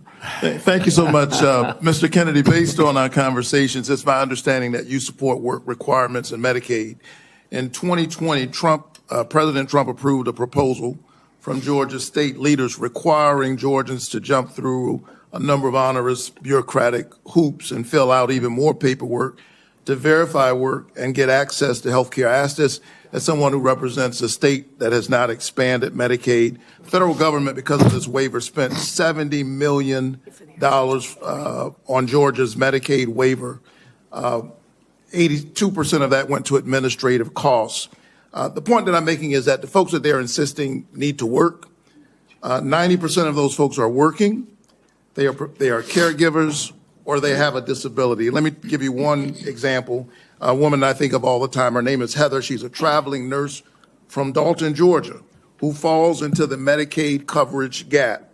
Heather experienced a series of small strokes, leaving her unable to work full time. She's dedicated her life to caring for patients, but now she can't afford her own medical care, out-of-pocket costs, because she doesn't make enough to qualify for tax credits to buy private insurance. What does Heather need? Does she need work requirements, or does she need access to health care so she can finally get healthy and get back to work? The individual that you described would need health care and not a work requirement. Thank you. Thank you. Thank you. Thank you. And we are done with the questioning now. Mr. Kennedy, I apologize to you, to the audience, and to all of my colleagues to have to rush it here at the end, but we have a vote on the Senate floor that they're going to close in about 3 minutes. I want to thank you for appearing before this committee. You have been accessible to the members and staff on both sides of the aisle of the Finance Committee throughout a rigorous process, and I want the whole world to know that you spent hours in meetings answering questions outside of this hearing and providing documents and responses on issue after issue after issue. You've gone through the most thorough vetting process that any committee in this Congress puts anybody through, and I think that you have come through well and deserve to be confirmed. I would like to remind my colleagues that the deadline for submitting any questions for the record is 5 p.m. today. 5 p.m. today. And Mr. Kennedy, we ask that you respond to those questions as quickly as you possibly can. With that, I'm going to leave you in this room and run over to vote. This hearing will be adjourned. I still encourage the audience to be polite and respectful no matter what side of the issues you may be on. And Mr. Kennedy, I look forward to working with you. Thank you, Mr. Chairman. We're adjourned.